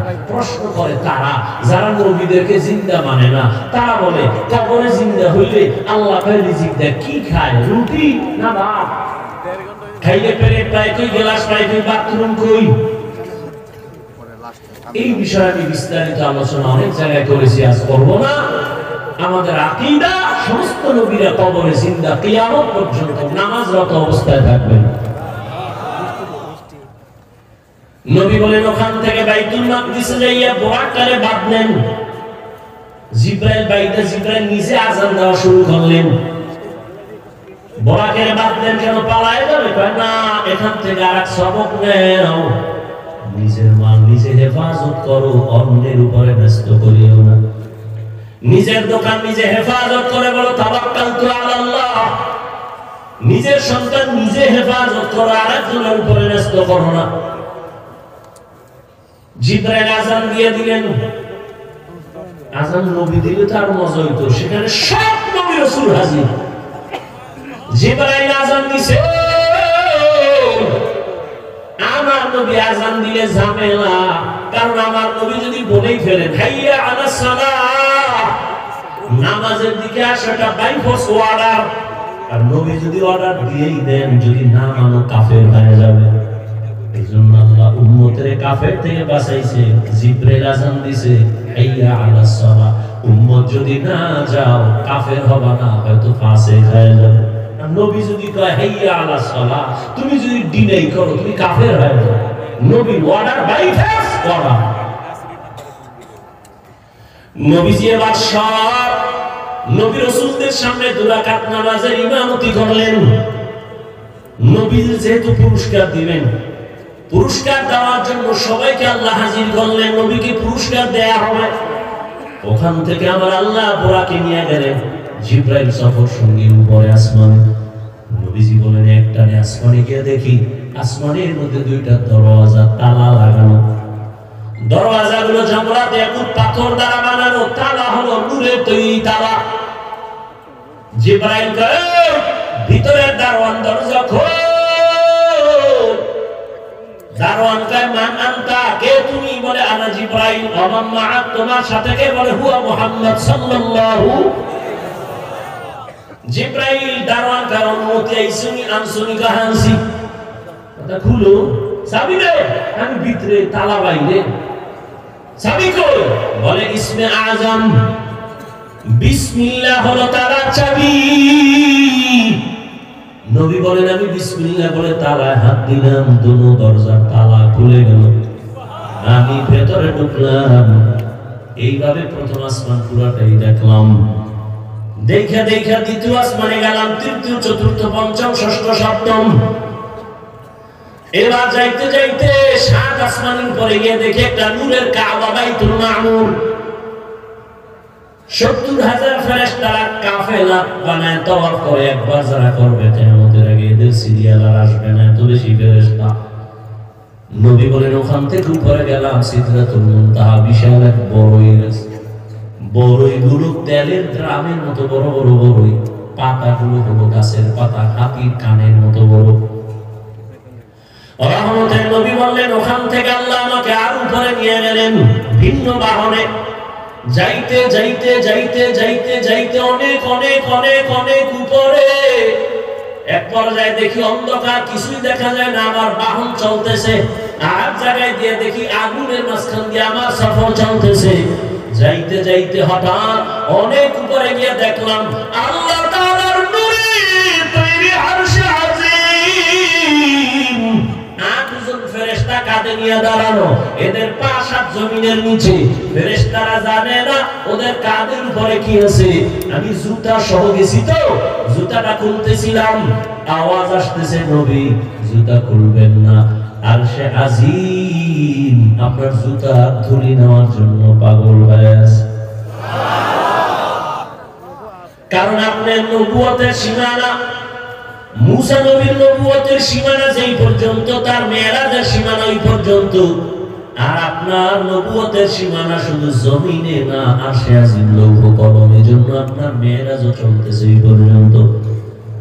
নবী বলেন আমি গেলাম, এর উপরে উঠলাম, আরশে আজিমের উপরে আবার আল্লাহর অনেক উপরে হলো কুরসি, চেয়ার। চেয়ারের চতুর্পাশে ৭০,০০০ পর্দা লাগানো নূরের। ওয়াসিআ কুরসিয়ুহুস সামাওয়াতি ওয়াল আরদ। আল্লাহ তাআলা একটা একটা পর্দা আলাদা করে করে আল্লাহ আমাকে কাছে নিয়ে নিলেন। আল্লাহ তাআলা বলেন আমি আমার বান্দাকে ভ্রমণ করাইলাম। সুবহানাল্লাযী আসরা বিআবদিহি লাইলাম মিনাল মাসজিদিল হারাম ইলাল মাসজিদিল আকসা। এখানে আরেকটা পয়েন্ট বললে আমি শেষের দিকে যাচ্ছি। কোরআন শরীফ এমন দামি একটা কিতাব, যে কিতাব ধরলে সওয়াব, পড়লে সওয়াব, দেখলে সওয়াব, যাই না পড়েন সওয়াব, না জেনে কোরআন তেলাওয়াত করেন সওয়াব। সেই কোরআনে আমার আল্লাহ নবীদের নাম নিয়ে ডাকছেন, ইয়া নূহ, ইয়া মুসা, ইয়া ঈসা ইবনে মারইয়াম, ওয়া নাদাইনাহু ইয়া ইব্রাহিম। সুলাইমানের নাম ডাকলেন, দাউদের নাম ডাকলেন, কিন্তু আমার নবীজির নাম আল্লাহ কোরআন শরীফে কোথাও ডাকেন নাই, ধরেন নাই। কেন? একটু আগেই বলেছিলাম, আমার আল্লাহ মুহাম্মদের আসে, নবীজির নাম ধরে কোরআনে ডাকেন নাই। তবে এমন এমন শব্দ দিয়ে ডাকছেন যে শব্দগুলো ব্যাখ্যা না করলে বুঝে আসে না, এত অলংকারওয়ালা শব্দ। ইয়া আইয়ুহাল মুযাম্মিল কুমিল লাইলা ইল্লা কালিলা, ইয়া আইয়ুহাল মুদাসসির কুম ফাআনজির ওয়া রাব্বাকা ফাকাব্বির ওয়া সিয়াবাকা ফাতাহহির, ইয়াসিন তাহা হামিম। রহমতের নবীর দামি দামি শব্দ দিয়ে, উপাধি দিয়ে ডাকলেন, মজার শব্দ, মায়ার শব্দ। নবীর উপাধি দিলেন রাহমাতুল লিল আলামিন, খাতামুন নবিয়্যিন, সিরাজাম মুনীরা, বাশীরাম ওয়া নাযীরা। নবীকে ডাকলেন কাউসারওয়ালা। নবীকে রাহমাতুল লিল আলামিনের উপাধি দিলেন, ইমামুল মুরসালিনের উপাধি দিলেন। তাহলে নাম ধরে না ডাকলেও উপাধিগুলো কি নরমাল না? অনেক দামি, সীমানাহীন দামি। কিন্তু হাজারো আশ্চর্যের মধ্যে একটা আশ্চর্য হলো, যেই মেরাজের ঘটনাকে এখনো বেঈমান নাস্তিকরা মেনে নিতে পারে না, এত বড় আশ্চর্য ধরনের ঘটনার ক্ষেত্রে আমার আল্লাহ নবীর সম্বোধন করলেন একটা নরমাল শব্দ দিয়া, বান্দা। আল্লাহ নবীর বান্দা বলছেন। আমরাও বান্দা, হিন্দুরাও বান্দা, ইহুদিরাও বান্দা, খ্রিস্টানেরাও বান্দা, কোন নবীও বান্দা। এত নরমাল শব্দ দিয়ে আল্লাহ ডাকলেন কেন, ধরলেন কেন? দামি দামি শব্দ দিছে, খাতামুন নবিয়্যিন, সিরাজাম মুনীরা। আর মেরাজের ঘটনায় আল্লাহ কয় আমি মেরাজ করাইলাম আমার বান্দাকে। নবীজির নরমাল শব্দ বান্দা বললেন কেন? যে আমরাও বান্দা, হিন্দুরাও বান্দা, ইহুদিরাও বান্দা, নবীরাও বান্দা বললেন কেন? এর চারটা জবাবের একটা দিয়েই শেষ করতেছি, ভালো করে খেয়াল করেন। এক নাম্বার, আমার নবী নিজেরে বান্দা বললে বড় খুশি হন, বড় আনন্দিত হন। নবীর পছন্দ, নিজেরে বান্দা বললে বড় কামিয়াবি মনে করে, সফল মনে করে। এজন্য একদিন আম্মা জান বলেন, নবী আপনি এত কষ্ট করে ইবাদত করেন কেন? নবী জবাব দিলেন, আফালা আকুনা আবদান শাকুরা। আমি কি আল্লাহর কৃতজ্ঞ বান্দা হব না? এই জন্য নবী যখন মেরাজে চলেই গেলেন, আল্লাহ কি নিয়ে এসেছেন? নবী বলেন, তিনটা হাদিয়া নিয়ে আসি, আত্তাহিয়াতু লিল্লাহি ওয়াস সালাওয়াতু ওয়াত তাইয়্যিবা। আল্লাহ কয় নবী আপনারও তিনটা দিয়ে দেই। আসসালামু আলাইকা আইয়ুহান নবী ওয়া রাহমাতুল্লাহ ওয়া বারাকাতুহু, তিনটা দিয়ে দেই। আল্লাহ নবী বলেন আমি একা একা নিব না, ওয়া আলা আসসালামু আলাইনা ওয়া আলা ইবাদিল্লাহিস সালিহিন। হাদিয়াটা দিয়া মোটামুটি প্রাথমিকভাবে একটা শেষ। এবার আল্লাহ কা ফেরেশতারা তোমরা টের পাইছো? হ্যাঁ, সাক্ষী দাও। ফেরেশতারা সাক্ষী দেয়, আশহাদু আল্লা ইলাহা ইল্লাল্লাহ। আমারটা দাও, আমার বন্ধুটা দিবে না? এবার ফেরেশতারা বলে ওয়া আশহাদু আন্না মুহাম্মাদান, এ রাসূল হয়ে গেছে। আরে মুহাম্মাদান বইলে এরপরে সামনে বলো কি বলবো, রাসূলুহু, না না না, কি বলবা? আমার বন্ধু যেটা দিছে এটার আগে আনো। আমার বন্ধু নিজেরা দিছে বান্দা, আর আমি নবীরে দিছি রাসূল। আমারটা পরে দাও, আমার বন্ধুটা আগে নিয়ে আসো। আগে বলো আব্দুহু, এরপরে আমারটা লাগাও রাসূলুহু। আমার বন্ধুটা আগে লাগাও আব্দুহু, এরপরে পরে আমারটা লাগাও রাসূলুহু। আব্দুহু দাও আমার বন্ধুটা আগে নিয়ে আসো। আমার বন্ধুরে খুশি করা আমার মাকসাদ।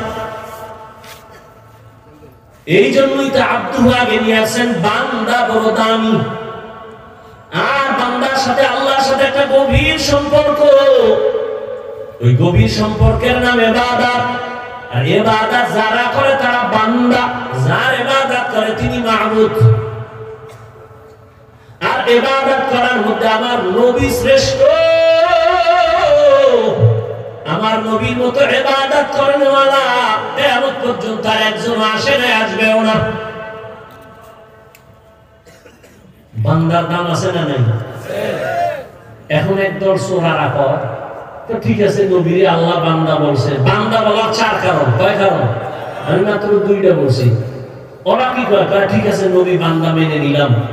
যারা নবীরে নিয়ে কিসের তৈরি করে ব্যস্ত লাগে, নবী যে বান্দা, এটা তো দুনিয়ার ক্ষেত্রে বুঝলাম বান্দা, সেখানে তো বান্দা না। আল্লাহ খাপ সাবধান। আমি ওখানে নিয়েও কি বলছি জানো? ফাআওহা ইলা আবদিহি মা আওহা। আসেনি বান্দা?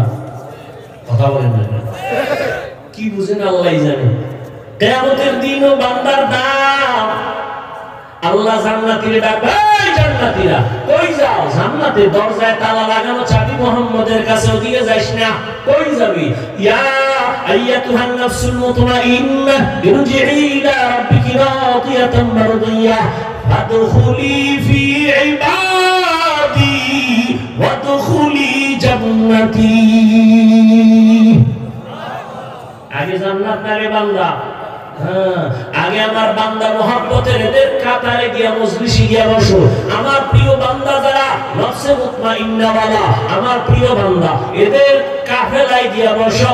এরপরে তোমার জান্নাত। আগে বান্দা কাফেলায় যাও, এরপরে জান্নাতে যাও। এজন্য আল্লাহ কয় আমার বন্ধুদের বন্ধু বানায় চলো, এরপরে তুমি আমার মুলাকাতের অপেক্ষায় তুমি সামনে আগাও। এই জন্য আমার নবী বান্দা, নিজেরও বান্দা বললে অনেক খুশি হয়, কারণ আমার নবী আল্লাহর বান্দা হইয়া এত পরিমাণে ইবাদত করেছেন। আম্মা জান আয়েশা রাদিয়াল্লাহু আনহাকে সাহাবায়ে কেরাম জিজ্ঞাসা করলেন, ও আম্মা জান, নবীজির আশ্চর্য দুই একটা কথা আমাকে শুনান তো। শেষের দিকে চলে আসি। আম্মা জানকে জিজ্ঞাসা করলেন, নবীর দুই একটা আশ্চর্য কথা শুনান তো। আম্মা জান আয়েশা জিজ্ঞাসা, আরে নবীজির আশ্চর্য না এমন কি আছে? নবীর জীবনে আশ্চর্য না এমন কি আছে? সবই তো আশ্চর্য, তবে একটা শুনো। এর পর্দার আড়ালের আম্মা জান আয়েশা রাদিয়াল্লাহু আনহা 6 বছর বয়সে নবীজির সাথে বিবাহ হয়ে গেল। 9 বছর বয়সে আম্মা জান নবীজির ঘরে চলে গেলেন। আম্মা জানের 18 বছর বয়স, ওই সময় নবী দুনিয়া থেকে চলে গেলেন। হিসাবটা বুঝে থাকলে বলে আম্মা জান আয়েশা নবীর ঘর করলেন কয়দিন? কথা বলেন, ঘুমাইতেছেন না? কয় বছর ঘর করলেন? মাত্র 9 বছর। আমাদের দেশে তো বোনদের 18তে বিয়েই হয় না। এর মধ্যে আর এক দলে আবার আগুন লাগাই দিছে, বাল্য বন্ধ করো, বাল্য বিবাহ চলবে না। আকাম চলবে, বিবাহ চলবে না। করো আকাম করো, সারা রাত দরজা জানালা আটকে মোবাইলে আকাম চালাও। চোখের জিনা, কানের জিনা, অন্তরের জিনা, জবানের জিনা, চলো।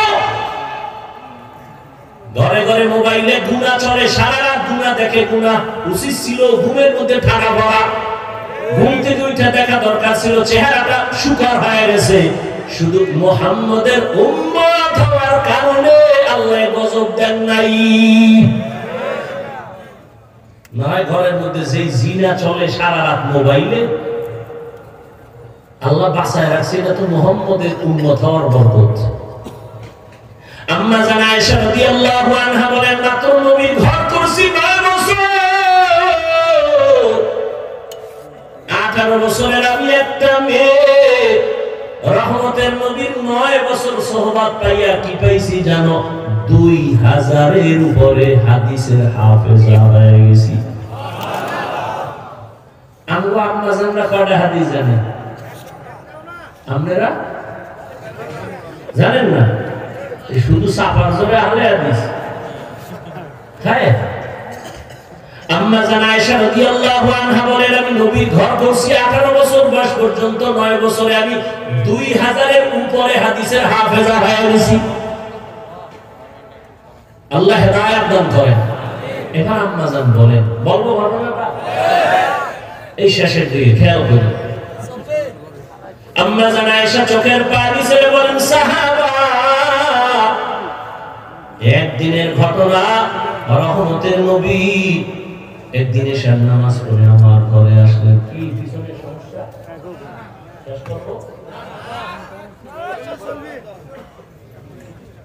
আম্মা জান আয়েশা রাদিয়াল্লাহু আনহা বলেন, একদিন নবী এশার নামাজ পড়ে আমার ঘরে আসলেন। আয়েশা, নবী কত দয়ার নবী, ডাক দিয়ে, এই হুমায়রা। কারে ডাকছে? আয়েশা রাদিয়াল্লাহু আনহাকে মায়া করে ডাকতেন হুমায়রা। আর আপনারা কি করে ডাকেন? বেবি।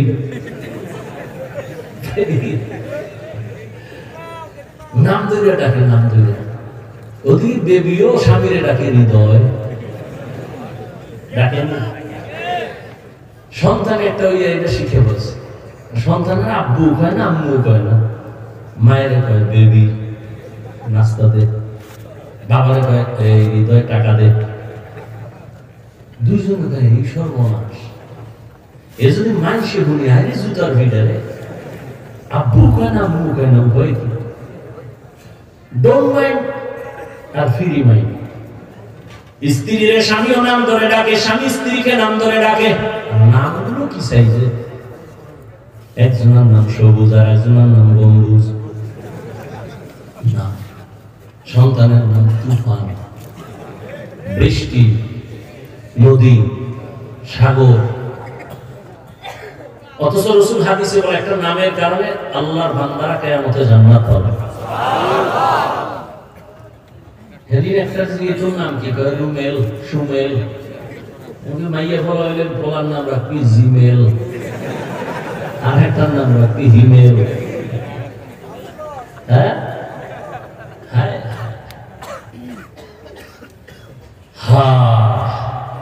এখন নাম ধরে ডাকে ফ্রি মাইন্ড। কপালে সুতার ভাই কি করা যায়? ঘটকেরা ডাকছে ঘটক, আকাম তো বাজায় লাইছে ফ্রি মাইন্ড। আমিও বউরে নাম ধরে ডাকি, বউ আমারে নাম ধরে ডাকে। ফোলায় হইয়া শিখছি। ফোলা আমার আব্বু কয় না, কি কয়? কয় হৃদয়। মায়ের কয় বেবি, উভয় কি? প্রতিদিন খালি পেটে সকালবেলা বইয়া মাঝখানে ছেলেটারে বয়া, স্বামী আর স্ত্রী দুইজনের ইয়া চাল দিবি। তুই একবার স্বামীরে কবি আব্বু, আর তোর ওই স্বামী তোরে ডাকবে আম্মু। এইভাবে মাঝখানে রিয়া চাল দে, তো সন্তান যদি শিখে। এবার টের বা ফিরিমেন্টের জুতা কেমন। আল্লাহ হেদায়েত দান করেন। আম্মা জান আয়েশা রাদিয়াল্লাহু আনহা চোখের পানি ছেড়ে বলেন, রহমতের নবী ঘরে আসলেন। এশার নামাজের পরে এসে ডাকলেন হুমায়রা। লাব্বাইক ইয়া রাসূলুল্লাহ। আজকের রাতের জন্য আমার একটু ছুটি দিবেন নি? আজকে রাতের জন্য একটু ছুটি কার কাছে চায়? আর নবীজি চায় কার কাছে? আম্মা জান আয়েশার কাছে। আপনারা চাননি যে ম্যাডাম একটু ছুটি দিবা, খেলাবে যাব? কি আর ছুটি মুটি? রাত 3টা বাজে ম্যাডাম যদি টেলিফোন করে, আরে আগুন। ম্যাডাম বলে তোর দরকার কি? আমার কত চাকরি রাতের বেলা, মেয়েরা চলে। ম্যাডাম যদি প্রশ্ন করে সেখানে আগুন লাগায় দেয়। আর রহমতের নবী আম্মা জানকে বলেন, ও বিবি আজ রাতের জন্য একটু ছুটি দিবেন নি? আম্মা জান আয়েশা চিন্তা করলেন নবীজি হয়তো অন্য কোন বিবির ঘরে যাবেন। আম্মা জান আয়েশা হাত দিয়ে বলেন, ইয়া রাসূলুল্লাহ আপনি আমার কাছে ছুটি চাইবেন আর না বলবো এটা কেমনে বুঝবেন? ও রহমতের নবী আমি ধন্য, আপনার ঘরে এসে আমি ধন্য। আম্মা জান বলেন আমি ভাবলাম নবী এবার বের হইয়া ভিন্ন কোন বিবির ঘরে যাবেন। আমি এবার নবী আসছে রুমে, বাতিবুতি নাই, নবীর চেহারার আলোতেই পুরো ঘর আলোকিত হয়ে আছে।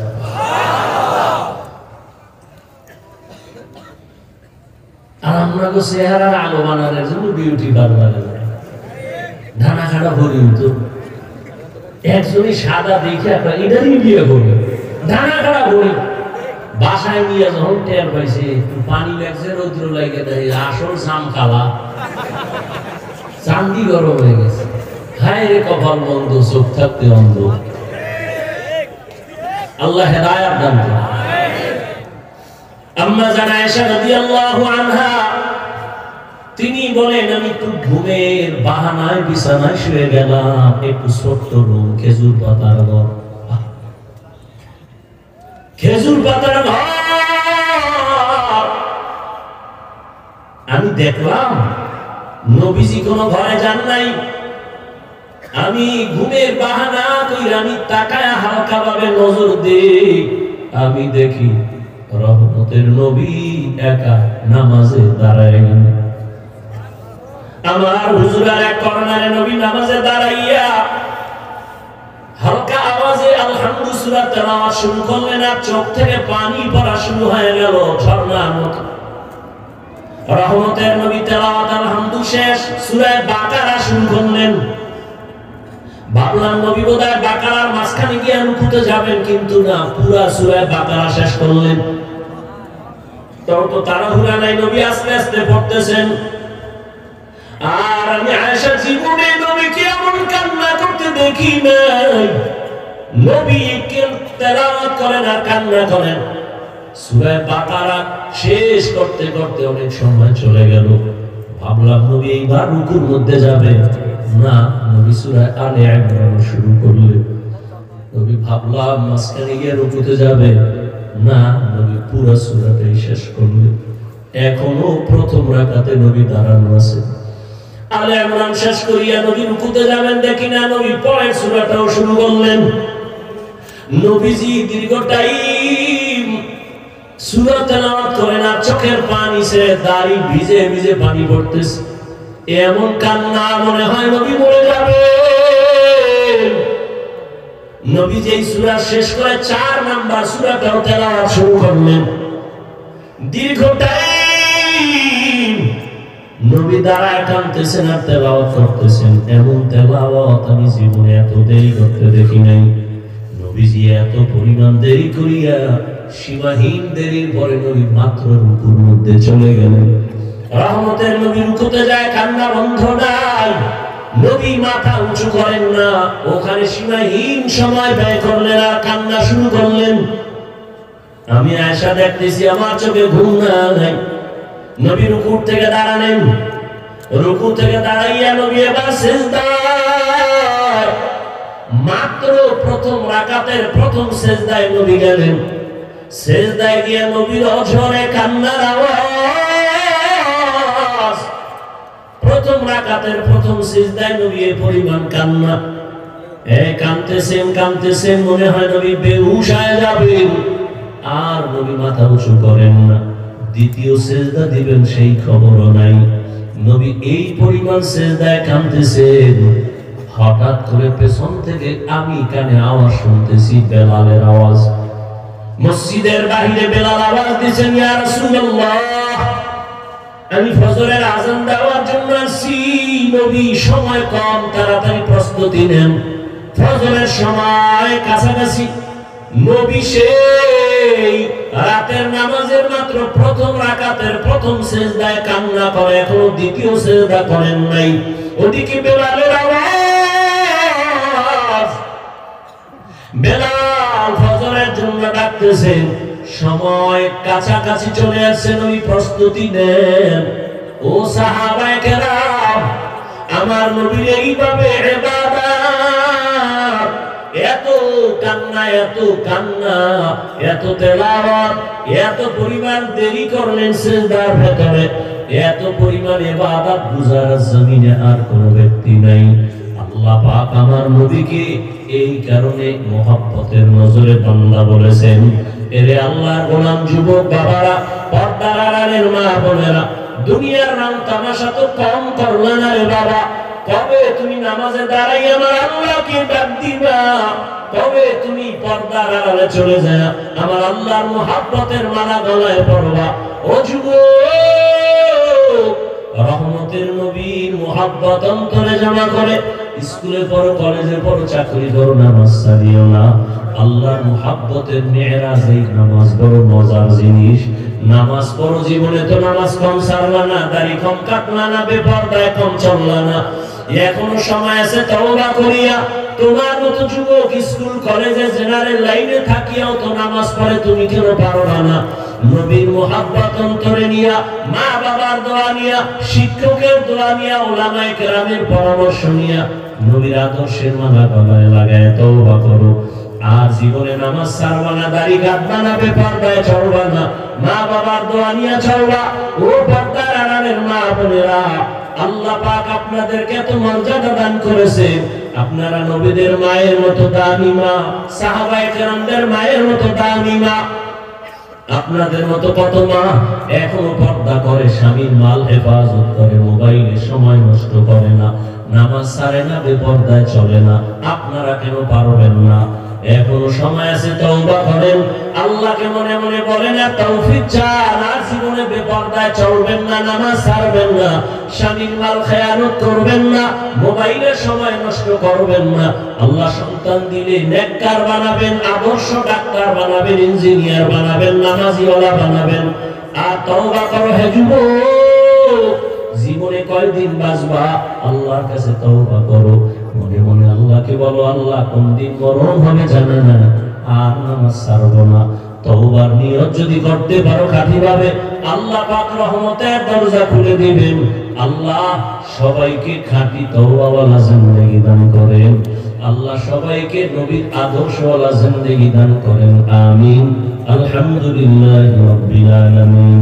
والصلاة والسلام على سيد الأنبياء والمرسلين وعلى آله وأصحابه أجمعين. يا أرحم الراحمين، يا أرحم الراحمين، يا أرحم الراحمين. رب ارحمهما كما ربياني صغيرا. اللهم إنك عفو كريم تحب العفو فاعف عنا. اللهم إنا نسألك رضاك والجنة ونعوذ بك من سخطك والنار. اللهم إنا نعوذ بك من البرص والجنون والجذام وسيء الأسقام. ওদায়ার মালিক, গুনার বোঝা নিয়ে আপনার দরওয়াজায় হাত তুলেছি। কত উলামায়ে কেরাম, মুরব্বি, হাজী সাহেব, ব্যবসায়ী, চাকরিজীবী, পর্দার আড়ালের মা বোনেরা, আয় আল্লাহ মেহেরবানি করে আমাদের জীবনের গুনাহগুলো মাফ করে দেন, মাহফিল কবুল করে দেন, হেদায়েতের জরিয়া বানায় দেন, আয়োজনকারী সহযোগিতাকারীদের কবুল করে দেন, এলাকায় শান্তি দান করেন। আয় আল্লাহ সারা দুনিয়াবাসীকে মাফ করে দেন। আয় আল্লাহ বাংলাদেশ শান্তির দেশ বানায় দেন। নবীজির সুন্নতাওয়ালা জিন্দেগি দান করেন। নবীজির রওজায় গিয়ে সালাম দেওয়ার তৌফিক দান করেন। বাইতুল্লাহর গিলাফ ধরে লাব্বাইক বলার তৌফিক দান করেন। আয় আল্লাহ মা বোনদের আবেদা বানায় দেন, পর্দাওয়ালা বানায় দেন, সন্তানগুলো নেককার বানায় দেন। আয় আল্লাহ যারা লেখাপড়া করে পরীক্ষার্থী কামিয়াবি দান করেন। আয় আল্লাহ আমার কলিজার যুবকদের দিনদার বানায় দেন। মোবাইলের গুনাহের থেকে হেফাজত করেন। 5 ওয়াক্ত নামাজি বানায় দেন। নামাজ কাজা হওয়া থেকে হেফাজত করেন। আয় আল্লাহ উলামায়ে কেরামদের কবুল করে নেন, বাতিলের মোকাবেলায় বিজয় দান করেন, বাতিলকে বাতিলের দ্বারা দমন করে দেন, বাতিলের নিফাকি জাহির করে মুমিনের ঈমান আমল হেফাজত করেন, মাদ্রাসা কবুল করে নেন, মসজিদ কবুল করে নেন, অন্যান্য শিক্ষা প্রতিষ্ঠান নবীর আদর্শে কবুল করে নেন। আয় আল্লাহ দিনের নেক আশা পূরণ করে দেন, রিয়া হাসাদ কিবির দূর করে খানাজ দান করেন, ইলম ও হিকমত আমলে বরকত বাড়ায় দেন, উলামা তুলাবা উম্মতের অন্তরে ইজ্জত মুহাব্বত মহব্বত বাড়ায় দেন, নবীজির মুহাব্বতে দ্বীনের নিসবতে আওয়াজে কথায় রুহানিয়তে স্পষ্টতা বাড়ায় দেন। আল্লাহ উদয়ের মালিক, আমরা যারা হাত তুলেছি জানি নেই ময়দানে কারা ইতিমের মতো হাত তুলেছে, জীবনে আর মা দেখবে না, বাবা দেখবে না, ডাক দিতেও পারবে না। ও আল্লাহ জানি না কারা ইতিম, ওই কবর থেকে দোয়ার অপেক্ষায় রে সন্তান, ওই দোয়া করো। আয় আল্লাহ যারা মা বাবা হারায় হাত তুলেছেন মেহেরবানি করে সবাইকে জান্নাত দান করেন, যারা বেঁচে আছেন হায়াত বাড়ায় দেন, অসুস্থ যারা সুস্থতার নিয়ামত দান করেন। আয় আল্লাহ চলার পথে হেফাজত করেন, জান মাল আহল পরিবার হেফাজত করেন, মুখালিফের মুনাফিক বানায় দেন, জাহিরি বাতিনি দুশমনের মোকাবেলায় বিজয় দান করেন। আয় আল্লাহ তাআলা উলামায়ে কেরামের কাফেলাকে হকের উপরে কায়েম ও দায়েম রাখেন। আয় আল্লাহ তাআলা উম্মতের হেদায়েতে কল্যাণে কাজ করার তৌফিক দান করেন, আমানতের সাথে ইখলাসের সাথে খেদমতের জন্য কবুল করে নেন। আয় আল্লাহ সারা দুনিয়ায় খেদমতের জন্য কবুল করে নেন। আয় আল্লাহ ঈমান ও আমলের শক্তি বাড়ায় দেন। আয় আল্লাহ আমাদের হায়াতে বরকত বাড়ায় দেন, সুস্থতার নিয়ামত বাড়ায় দেন। আমাদের মধ্যে যারা অসুস্থ কুদরতের দ্বারা সুস্থতার নিয়ামত বাড়ায় দেন। আয় আল্লাহ যারা যত দোয়া চেয়েছেন নেক নিয়তে সবারটা কবুল করে নেন। আয় আল্লাহ তাআলা আজিজুর নামের এক আল্লাহর বান্দা দোয়া চেয়েছেন, আয় আল্লাহ কমিশনার প্রার্থী কবুল করেন। আয় আল্লাহ যার দ্বারা দেশের কল্যাণ উম্মতের কল্যাণ হবে তাকেই আপনি কবুল করেন, অকল্যাণ থেকে দেশ এবং জাতিকে হেফাজত করেন, জুলুম থেকে দেশ ও জাতিকে হেফাজত করেন। আয় আল্লাহ পরস্পরের মহব্বত বাড়ায় দেন। আয় আল্লাহ মাদ্রাসার খেদমত করি কবুল করে দেন, জায়গা অর্থের প্রয়োজন কুদরতের দ্বারা ব্যবস্থা করে দেন। আয় আল্লাহ কুদরতের দ্বারা দীর্ঘ নেক হায়াত দান করেন। আয় আল্লাহ মুখালিফের মুওয়াফিক বানায় দেন। আয় আল্লাহ সমস্ত নেক আমলগুলো করার তৌফিক দান করেন, নবীজির মুহাব্বতে দোয়া কবুল করেন। আল্লাহ হাসবুনাল্লাহু ওয়া নি'মাল ওয়াকিল, নি'মাল মাওলা ওয়া নি'মান নাসির। সাল্লাল্লাহু তাআলা আলা খাইরি খালকিহি মুহাম্মাদ ওয়া আলিহি ওয়া আসহাবিহি আজমাইন। আমিন আমিন আমিন বিরহমাতিকা ইয়া আরহাম